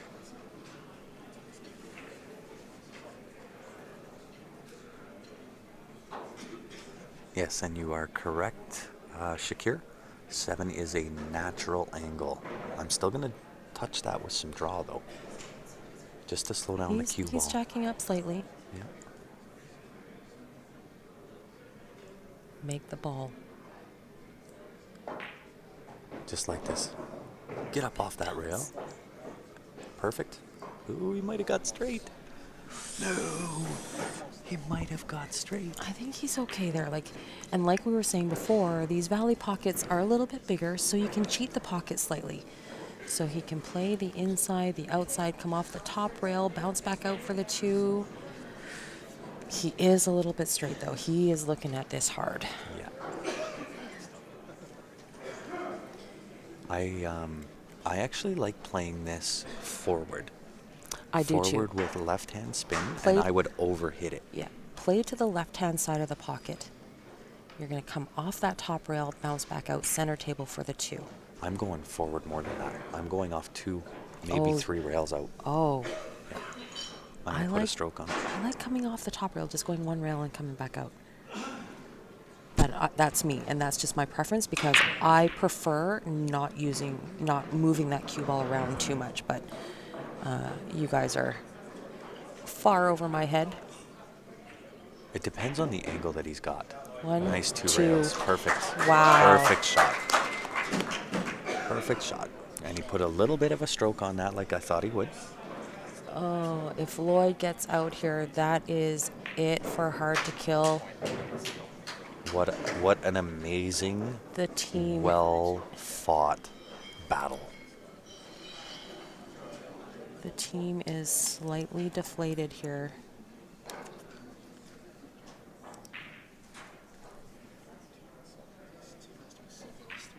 Boy, Lloydie. That is a win. Sorry, guys. Just want to give you the... The reaction of the team. Oh, what a heartbreaker for Hard to Kill. They played so hard to get here. Oh, Tony is so mad, angry. Alex, I get it. he's Hollywoodying it. It's easy position. I wouldn't say that. Yeah, I Alex. would say if you go and feel Lloyd's armpits right now, he's sweating. I'd love to see you in that position, Alex. What's the payout for first? Only 9,000. Only $9,000. Chump change, really. Wow. It is, I mean, you've got 100, at least 100 sets of eyes watching every move that you make Yeah. in this room. This is make or break for your team, your tournament life. On the live stream, approximately over 500 plus people watching. All your hometown rooters, your fans, your friends and family back home are watching. It is a different pressure. Absolutely. And if you think that you can do it better, we will see you here next year. Absolutely. I invite you to come. It's tough. All right, guys. So we are going to do a quick shutdown restart. We're going to get locked and loaded. Barry's team versus the machine. That is going to be the next stream. And let me tell you guys, you are not going to want to miss a minute of it. It is going to be some of the fastest paced pool that I think you're going to see. It will be absolutely phenomenal. Barry's team in the A side hot seat. The machine has made it all the way through the B side, through the C side. This is going to be a great match. Absolutely. The guys are just arriving. They're going to get set up, hit a couple warm-up balls. Our very own Ben Francis on Barry's team, undefeated thus far for 3 years straight. So a great accomplishment for Barry's team. What an epic stat to have for the machine if they're able to take out Barry's Well, team. and you know what? You got to give a shout out to Hard to Kill too. What an amazingly well played tournament. Fought the whole way up till 3 o'clock this morning. Yeah, they played so late. And then they were back in the room at 9 o'clock this morning. My hat goes off to those boys. They played their hearts out. Nothing to hang your heads about. You played amazingly well. It was extremely entertaining. Can't thank you enough for allowing us to be part of it. That being said, guys, we are going to do the shutdown restart. And on behalf of myself, Stephanie Toy, and the rest of the Q Sports Live team, we appreciate you tuning in. If you haven't done so already, make sure you go onto the Facebook page, click the like button, or go on to our YouTube channel and hit the subscribe button. By doing so, you will be notified when we come back live, ready to rock and roll. Give us 5 minutes to get set up, and we'll bring it right back to you. Thank you for tuning in, everybody. We'll see you in a few. Don't go far.